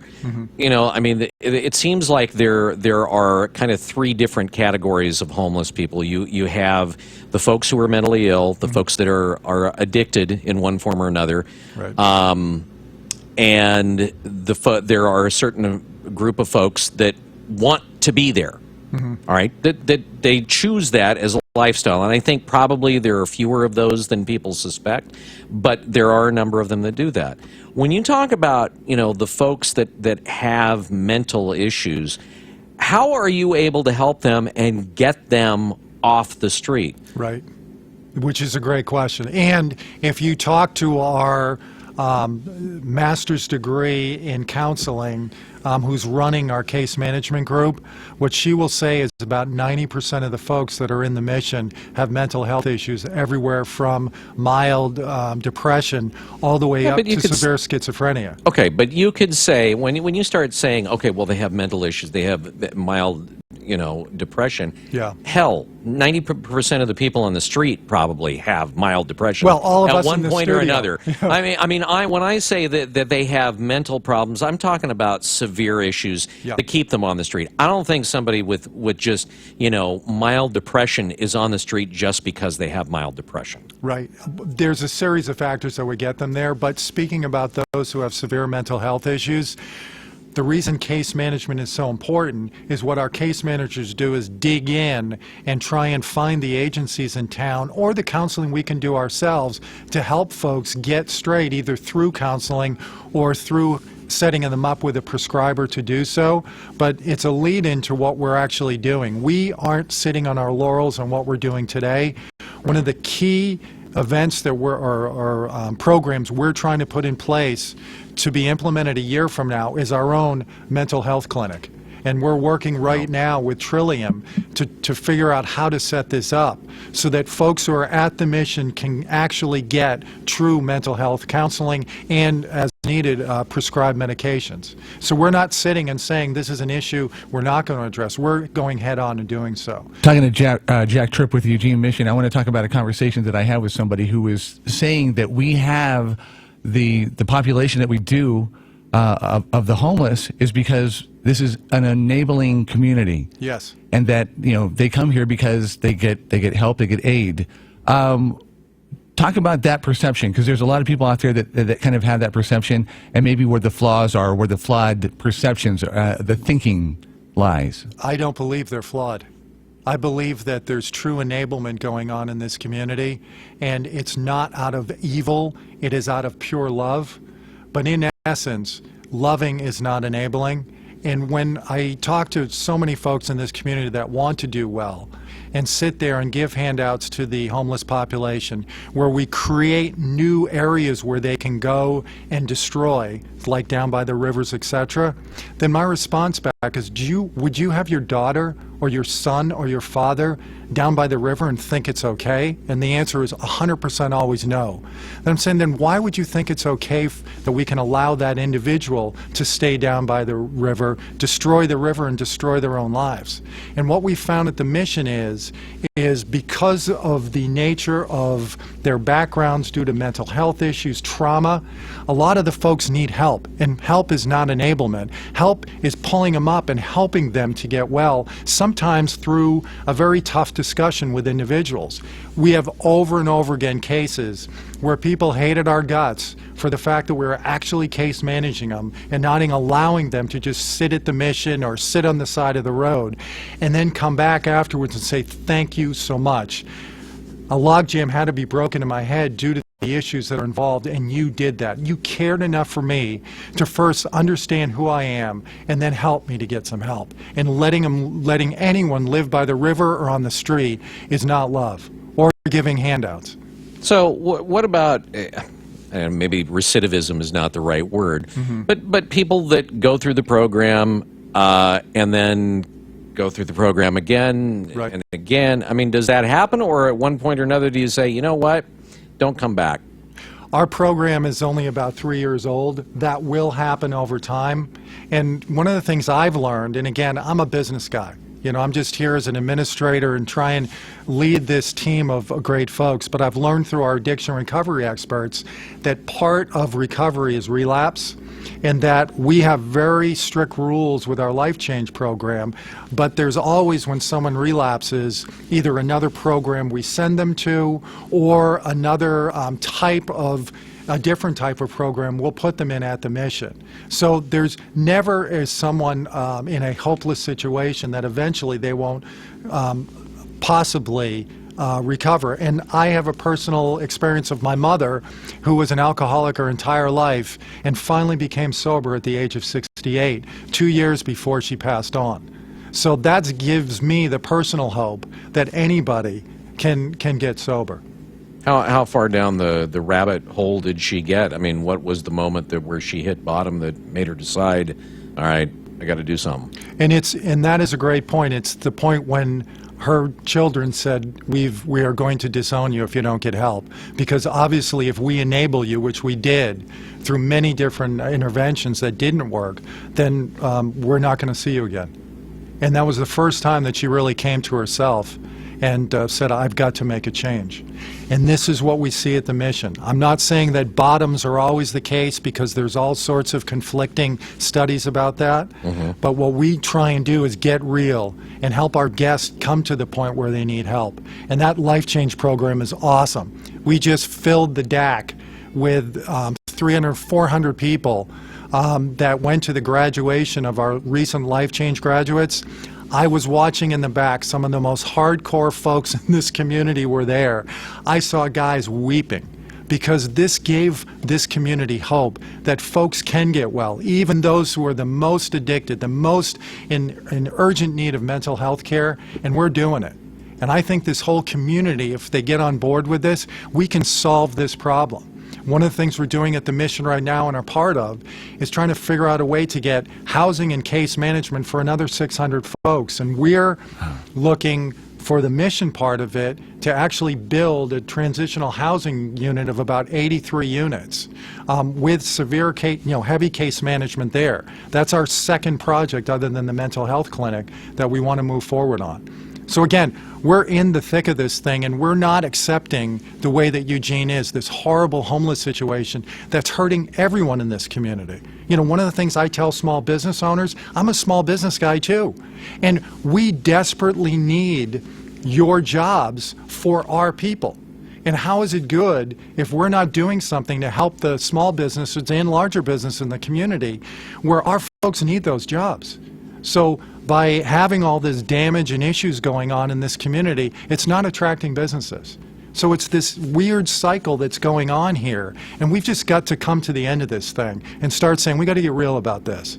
And that's what the Eugene Mission is trying to do in a loving way. Okay, so real quickly here, because we're just about out of time, if folks want to volunteer, maybe folks want to donate, folks want more information, what do they do? Yep.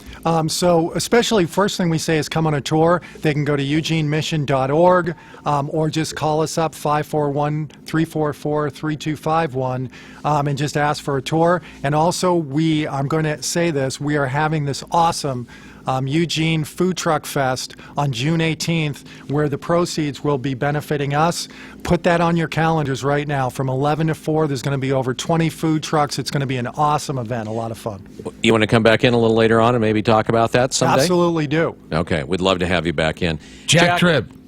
Great stuff. Eugene Mission. Of course, check out the website, get information if you can help out, and we'll see you Monday. Go Ducks. When you're ready for a new vehicle, visit GuaranteeCars.com and shop, click, and drive. Now you can use your keyboard or mobile device to get the keys to a new or used car or truck from the comfort of anywhere, anytime. Search Guarantee's vast inventory. Then choose your car or truck, click the Create Your Deal button, and you're on your way to a new era of car buying. It's easy, convenient, takes only minutes, and walks you through the entire buying process. You can even estimate payments and trade-in values. Plus, you'll see all current offers and incentives and all applicable fees. Your new vehicle is only a few clicks away. A Silverado, Colorado, Camaro, even a Cruze. Try the Spark or the revolutionary Chevy Volt. Try Shop, Click, and Drive between now and March 31st and get a coupon for 15% off any car or truck accessory in stock. Eggs are cheaper in the country, and so are cars and trucks at GuaranteeCars.com. Shop, Click, and Drive today. Offer expires March 31st. Cannot be combined with other offers. Hurry into SM Gun Shop for March savings. 40 caliber handguns, 10% off. All other guns are $20 off. Reloading powder just in from Hodgdon, IMR, Winchester, and Alliance will stock up now. SM Gun Shop, Lane County's most established gun store on River Road in Eugene. Sherman Brothers Trucking is looking for drivers, company drivers, and owner-operators, flatbed, tanker, lowboy, curtain van, and dump truck. Great benefits including medical, dental, vision, 401k, and paid vacation. Sherman Brothers has been family-owned and operated since 1969 and runs regionally with good home times. Sherman Brothers prides themselves on the quality of their drivers and the service the company provides. Excellent training and quality management will help you reach your goals. Check out ShermanTrucking.com for more details or call 800-457-1459. It's the grand opening celebration at Brad's Car Tunes in Springfield this Saturday from 9 till 6. Specials include a JVC Bluetooth head unit for $138, 6-inch JVC speakers for $38 a pair.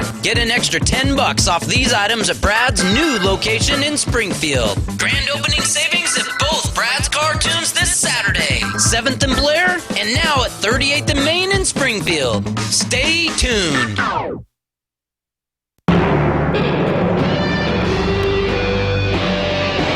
News Radio 1120 KPNW, Eugene, Springfield, U.S.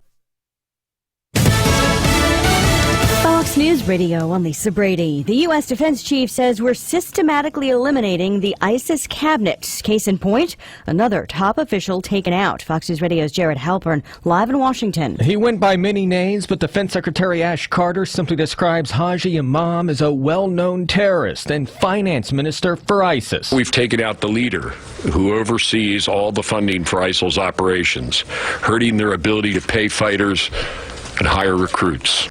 Carter won't give specifics of how the leader, who is also ID'd as Abdal al-Rahman Mustafa al-Kaduli, was killed, but two senior defense officials tell Fox News Special Operations Forces carried out a raid in Syria early Thursday morning. Lisa. Thanks, Jared. Secretary of State John Kerry visiting Brussels and insisting Belgium has made progress over the past year. Meantime, more raids today in the probe of Tuesday's attacks. Fox Radio's Jessica Gallagher, live in Brussels.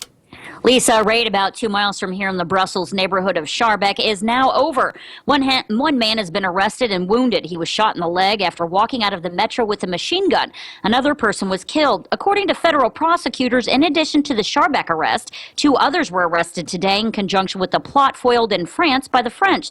Schaerbeek is known to police. Officials raided a house there after Tuesday's triple blast. They found bomb-making materials, weapons, chemicals, and an ISIS flag. Lisa. And Jessica, U.S. officials confirming at least 2 American deaths in Brussels, but haven't released names. The New York City mayor just out with a statement, reaching out to the family and friends of 2 siblings killed in Brussels who lived in New York. The brother and sister were Dutch nationals. More than 36 university students injured in a stampede in Kenya after mistaking screams from a fellow student for signs of an extremist attack. It is the 3rd such panic incident since the deadly attack on a university last April. Fox News Radio, fair and balanced. I know you've heard the IRS has the right to freeze your assets, garnish your wages. Good news is they can also give you a way out called the Fresh Start Initiative, a tax debt compromise program designed to save you serious money. Optima is the nation's leading tax resolution firm, over 300 professionals to help ensure you pay the minimum, not a penny more. Thousands call every month. You can call right now. Optima, that's Latin for cut me some slack. Call 800-936-9033. 800-936-9033. Optima Tax Relief. Me come back there. Ugh, no, that's not tough enough at all. Kids can sense weakness. Don't make me come back there. Ooh, yeah, that's better. In fact, that kind of sounded like my dad.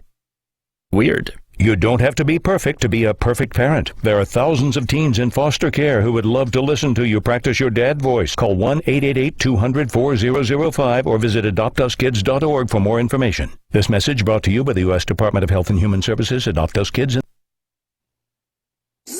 From the Fox Sports Studios in Los Angeles, here's Steve DeSager. Last night in the NCAA tournament, Duke was eliminated in the Sweet 16 round by top seed in the West, Oregon, 82-68. Duke lost 5 of its last 10 games after starting the season 20-6. 2 seed in the West region, Oklahoma eliminated Texas A&M 77-63.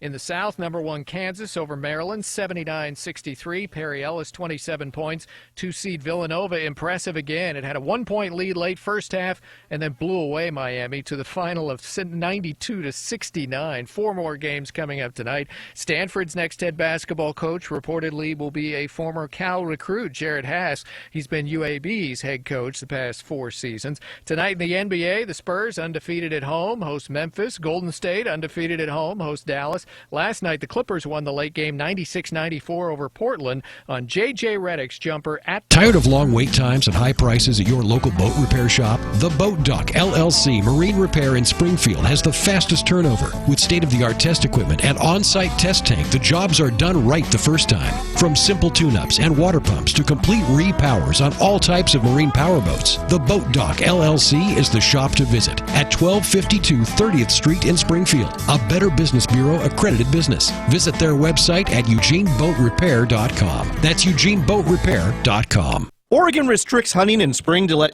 animal populations recover from winter and raise their young. But spring is still a good time to get outdoors and hunt cougar, black bear, and turkey, along with a lot of small game, including coyotes and skunks. Skunks? Who wants to hunt skunks? Well, whatever you go for, check the regs first. Get your tags and head to Oak Grove Guns for your gear and ammunition. Oak Grove carries all of the major brands, plus used firearms, and they take trades. Oak Grove Guns, proud to supply products to responsible gun owners. Northwest Burger inside the 5th Street Market has burgers so amazing, they're an experience all their own. Freshly ground meat, local produce, combined with the creativity of local chef Garrett Kirsch, make for a burger experience like no other. Northwest Burger, the official burger of the Wake Up Call. The International Champions Cup is coming this summer. Experience world-class soccer when French champions Paris Saint-Germain take on Inter Milan in a clash of 2 of the top teams in Europe. July 24th, Autzen Stadium. Get tickets early by signing up for the exclusive pre-sale at internationalchampionscup.com. Don't miss this chance to see the best soccer players in the world. Paris Saint-Germain versus Inter Milan, July 24th, Autzen Stadium. Get tickets before the general public by signing up at internationalchampionscup.com. Don't miss it. News, information, 24/7 on News Radio 1120 KPNW. It's 9:06 and time for Rush. Rush Limbaugh on News Radio 1120 KPNW.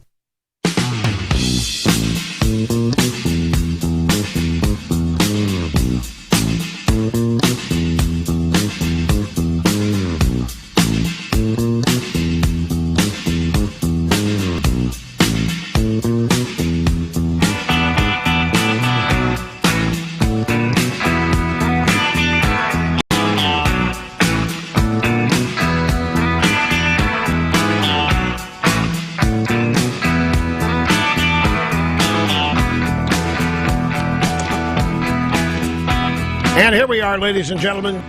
We have arrived at the end of yet another busy broadcast week. And you are right where you not only need to be, you are right where you want to be. Rush Limbaugh program on Friday. And now, from sunny South Florida, it's Open Line Friday. Yes, sir, folks, Open Line Friday. Just a reminder for those of you new to the program, what differentiates Open Line Friday from the other days of the busy broadcast week is the other busy days of the busy broadcast week. We screen calls tightly. They have to be about something I'm interested in. Otherwise, we don't take the call. Because I don't want to sit here and be bored. Nobody wants that. But on Friday, I run the risk of being bored because whatever people want to call and talk about is fine and dandy. It oftentimes ends up sounding like any other day of the week, but it doesn't have to. Here's the number, 800-282-2882, if you want to be on the program, at the email address lrushbo@eibnet.com. This has been a really busy week. I'm sitting here. I am worn out. I just tell you. I feel like Fridays when I was doing the TV show. We'd have 2 TV show tapings on Thursday and a radio show, a TV show every day. And when Friday came, I was wrung out. And it's been one of those kinds of weeks here. So, but that I'm not making any excuses, folks. I'm just sharing as you wish, or as you will. Okay, so what's the big news out there today? Well, I guess it depends on your perspective. We have the contretemps between Ted Cruz and the Trumpster. To put all this in context, bring it into focus. The Trumpster got mad at something Cruz did, and Cruz didn't do it. There was a PAC published a photo of the wife of the Trumpster, Melania, from 15 years ago,